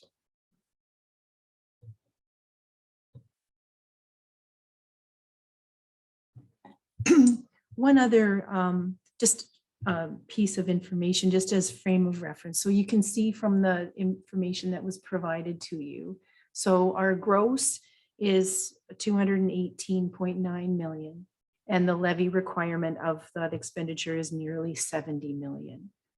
So when you look at how is that 70 million levy requirement divided up amongst the various areas of responsibility that the county has, and a third of it is transportation. Corporate services is 20%.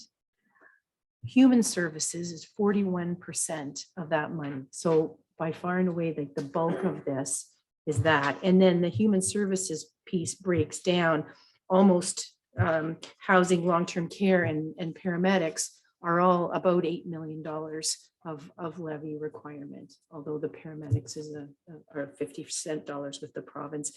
Social services is 3.4 million. So you can see that there is a lot of focus, and that's what we often say when we show that pie chart about how much of the money that the county spends is really directed back towards helping individual people.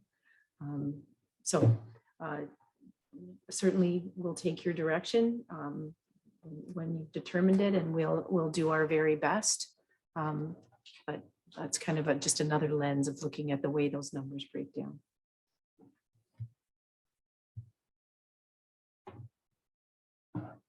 Okay. Good thoughts? Oh, Counselor Gregg.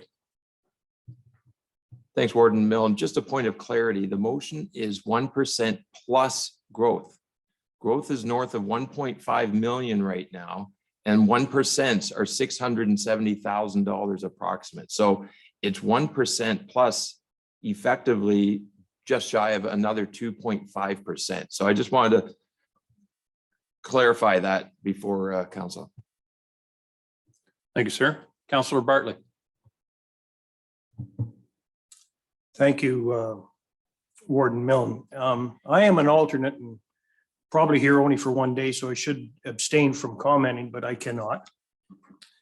I appreciate Councillor Eccles and Councillor Gregg's thoughts. I'm not happy with 3.66. I was hoping to be sub 3, 2.5. And when Councillor Eccles says come back at 1, I think that's unrealistic. I think it should be a little higher than that. But I know for a fact that staff would be able to cut the budget better than the 18 people sitting around this table. No disrespect to the 18 people. It's staff's job. They're the expertise. And if it's the will of council to change that figure from 366, then I agree with that. I think 1 is too low. I think it should be 2 to 2.5. But staff is the people to make that happen, not council. The staff are higher educated than most of us. Thank you. Counselor Eccles. I throw out the 1%, and thank you, Mr. Gregg, for putting that forward. Yeah, we've got growth in here at almost north of 2% as well. So the average increase in taxes coming in is going to be north of 3%. The 1% is, and I understood that Mary Lou, Director Spicer, Mary, was looking for a target. The 1% is a target. If it comes back on the 27th, but it gives something for them to get into and a goal to strive for. We leave it laying out here. Staff is, what are they thinking? And to your point, Councillor Bartley, exactly. Where's the target? And I don't know from not being here in 22, when this budget was going to be proposed, was there a target given at that point in time? But this is giving them a target right now from the numbers they've got. Staff comes back on January 27th and said, we've done everything we can. And here's the reasons that we only got it down to 1.5. Or here's the reasons that we got it down to 2%. I put the target out there at 1% and see if they can get there.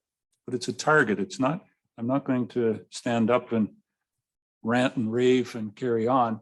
I'm giving them a target, and I think that's what Mary Lou was looking for at this point in time. I'll leave it at that and leave my motion stand. Well, before you didn't say you were going to take it away, so I presumed it was going to stand. So just to be clear, though, you're saying 1% plus growth. What does that actually mean in numbers? Can someone tell me? Is it like 3 1/4?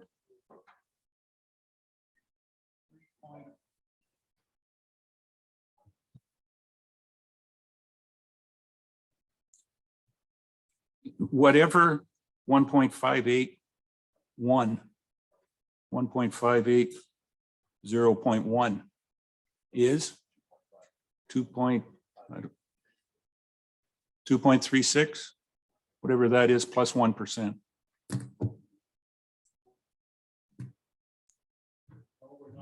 So what I'm hearing is 3.16 is with that would be the expenditure level. Right now, we're at 3.66 on revenue from taxation, from increase. We're also picking up what isn't in that 3.66 is growth. On page 88 of the package. Yes. Page 88, if you look at the bottom. Oh, I'm sorry. I apologize if I have a different. Okay. So if we look at the table, and then they don't have it. Oh, Sarah's going to put it up on the screen. That will make life much easier for everyone. You have the one that's online. Yeah. You have this one. Oh, I'm sorry. But it's in the packet.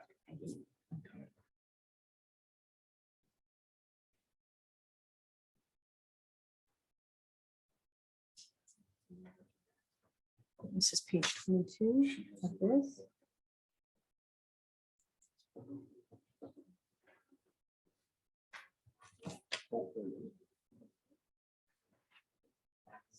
No, Keep going, next one. keep going. There you go. There you are. Okay.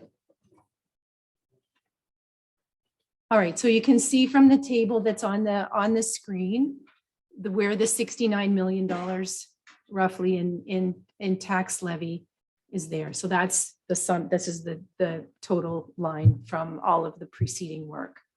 So that $69 million, that is a levy increase over 2022 of $4 million. And from that, we reduce it by the new assessment growth.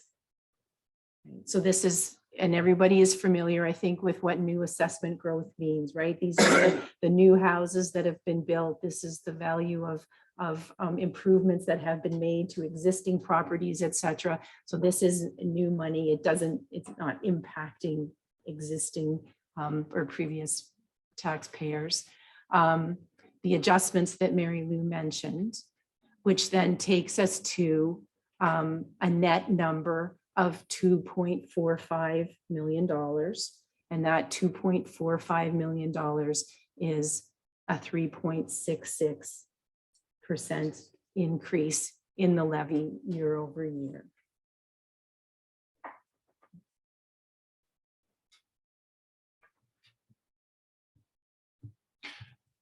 I apologize for not understanding that or not having that information sitting in front of me.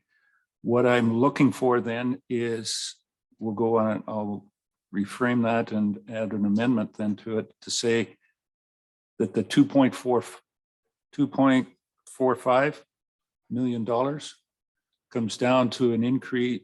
Let's just go to a dollar increase of $1 million then. So a reduction of 1.45.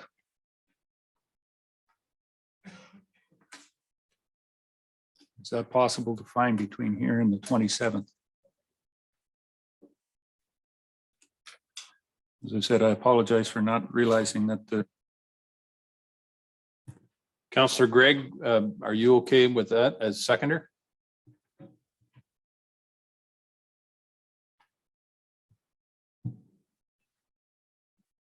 Just clarify again for me, because I'm seeing we originated at 6.02. We're using growth to bring it down to 3.66. Apologize. So the increase in dollars was just over 4 million. And then we reduce that levy increase in dollars of 4 million by 1.6 million in new growth, which then takes us to a dollar levy increase of 2.45 million. And 2.45 million in dollars equates to 3.66%.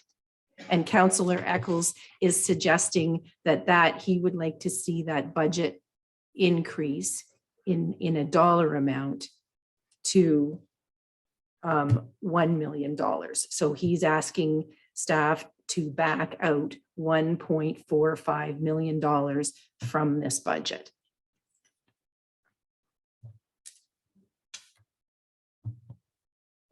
Yes, because I'll second that because that's very similar to the 6.02% total budget increase, less 3.66% equals your growth percentage. And that is about the same. So I'll second that. Excellent. I challenge anybody to repeat any of that we've talked about in the last 20 minutes. But anyway, I think we all understand where we're headed. Councillor DeBreen. Thank you, Warden.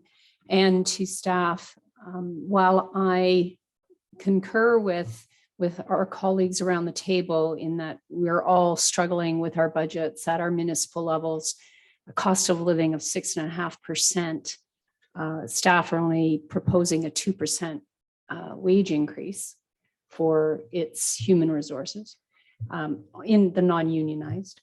And certainly we've been going through it at Southgate just as everyone else has, and it's a tough one. I would support, obviously, looking for savings and looking for reductions, but I would want to know what we're giving up by getting rid of that $1.5 million. I would want to understand, what did you have to remove to get to that number? Starting with 3.66, you'd at least understand what you're proposing, and then we can say, well, we're prepared to give this up. That is my comment, and I would hope that that would be included in the January 27th. I think certainly as staff, our job is to provide you with information that you can then use to make the final decision. So if we take the direction from you this afternoon that you'd like to see $1.45 million in reductions, we're going to come back as staff with a series of pathways to allow you to get to that place, and you can determine which ones you feel are most appropriate. We're going to give you our best advice about the challenges and risks that might be associated with any of those things, but we'll provide you with the most complete information that we can. Okay. Everyone is satisfied with that. As has been said, that's it's a target to provide staff with some direction. Okay. This is just on the vote is just on the amendment. I'll call the question. All those in favor? I'll declare that carried. So now we're back to the main motion. Is that right, Madam Clerk? Yeah, we're back to the main motion as amended. Go ahead. You asked for it. Absolutely.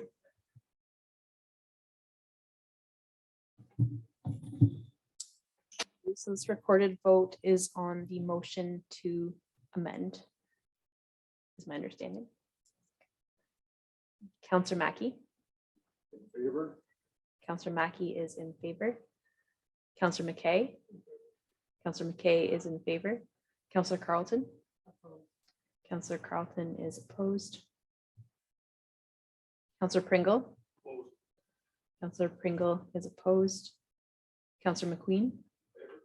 Councillor McQueen is in favor. Councillor Nielsen. Councillor Nielsen is opposed. Councillor Patterson. Councillor Patterson is opposed. Councillor Dickert. Councillor Dickert is in favor. Councillor Bartley. Councillor Bartley is in favor. Councillor Keaveney. In favor. Councillor Keaveney is in favor. Councillor Body.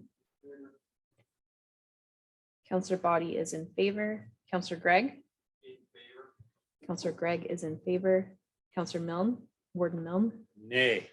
Warden Milne is opposed. Councillor Dobreen. Councillor Dobreen is opposed. Councillor Matrosovs. Councillor Matrosovs is opposed. Councillor Bordignon since his regrets. Councillor Eccles. Councillor Eccles is in favor. Councillor Hutchinson. In favor. Counselor Hutchinson is in favor. That motion carries 55-34. So to be clear, we will make adjustments, staff will make adjustments to the budget package to reflect the $1.45 million reduction in spending. So we will need to make decisions in order to put that package together.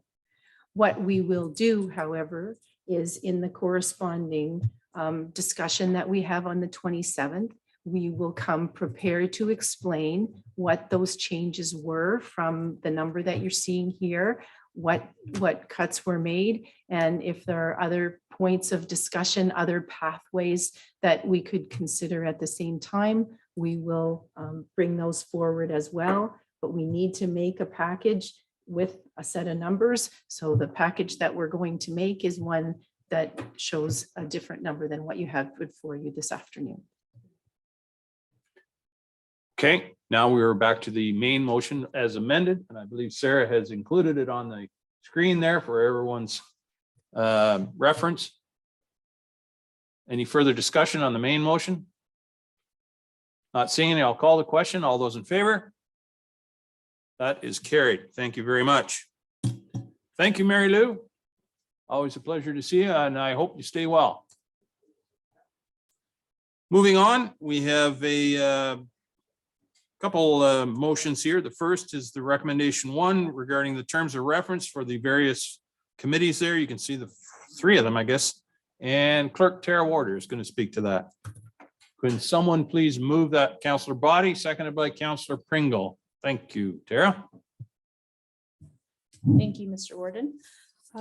First of all, I'd just like to thank the staff across various departments that helped put these terms of reference together. It was certainly a joint effort across all across the board.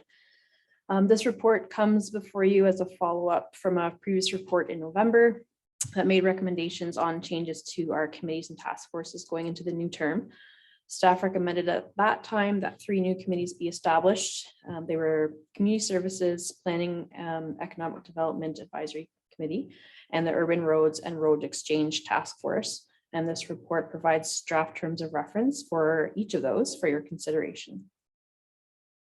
The report also checks the committee against the committees and the task force policy. Sorry, it checks the committees and task forces against our committee and task force policy that was also created at the end of last year. And there assesses their relevance and connection to the strategic goals of the organization. If the committee supports the terms of reference as presented, staff will work towards scheduling those meetings and recruiting for public members as required. Staff are also proposing that all 3 of these committees move to in-person as we look at the possibility of moving some of those committees back to in-person meetings. There's also a second recommendation in the report that council can consider after the pending motion is decided. That is regarding appointments to each of these committees based on the proposed membership and a call for interest near the end of 22, where councillors expressed their interest in sitting on some of these new committees that were coming forward. I would just note that the Urban Roads and Road Exchange Task Force proposes that members will remain on that task force for the duration of that body, whereas the other 2 are proposed to be annual appointments. Since the agenda has been published, there have been some suggested changes to the appointments with that second motion based on feedback from some members. So Councillor Keaveney has expressed her interest in sitting on the Planning and Economic Development Advisory Committee, and Councillor Kentner has removed his name from that list. Councillor Mackey has expressed interest in the Urban Road and Road Exchange Task Force, and Councillor McKay has expressed interest in Planning and Economic Development Committee. Sarah does have these changes that I speak to on the screen there. Whenever you are ready to put that second motion on the floor after this pending one is passed. And I'm happy to answer any questions along with the directors that will be the directors for those committees. Thank you, Tara. Are there any questions regarding the terms of reference of those 3 committees? Not seeing any, I'll call the question. All those in favor? That is carried. Thank you very much. The second motion is regarding the appointments to those committees. Someone care to make the motion to appoint those? Counselor Hutchison, Counselor Matrosov, thank you. Any discussion? Call the question. All those in favor? That is carried. Thank you very much. Thank you, Tara. We now have a closed meeting to discuss proposed or pending acquisition or disposition of land. And number 2, labor relations or employee negotiations. And I'm not sure, I see Natalie Macheco. I'll get Trails and Forestry. She's going to speak to the first one. And then the second is Jen Moreau, Director of HR. We'll kindly ask other staff and guests to vacate the room. I need a motion to go in closed session. Councillor Mackay, and Councillor McKay. That was close. So Jen, Scott, you stay. Oh, okay. Sorry. Yep. Sorry, I was reading off this. These are who are giving the report. With the long-term care. Yep. Yeah, I apologize. I was just looking at the list of people actually giving the reports, not the people that need to stay to discuss the report.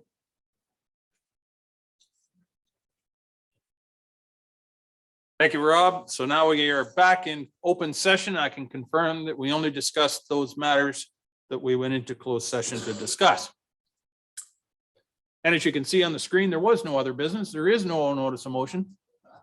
No, is there any other business? Councillor Bartley. Thank you, Warden Milne. In 2016, the municipality of Meaford closed 2 bridges, bridges 21 and 22. I immediately brought a motion forward and changed the way Meaford does business, not to close bridges and shut down the agriculture community. The agriculture community in Grey County is the biggest employer industry that we have, and I can't shut the farmers down. So I brought a motion forward not to close any more bridges. Now, because these 2 bridges we found out are on a boundary road between 2 municipalities, the county is involved. And I've been waiting with bated breath for the county to come and help us out with these 2 bridges.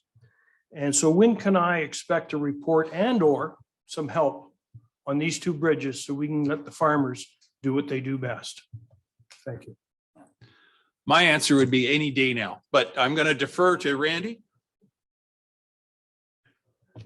Thank you for your question, Councilor Bartley. So transportation services as well as legal services will be finalizing a report and bringing that forward to committee of the whole on February 9th is our current target date for that. Welcome. Okay, any other business? Not seeing any notice of motion? Not seeing any, I'll take a motion to adjourn. Councillor Nielsen, Councillor McKay. All those in favor? We are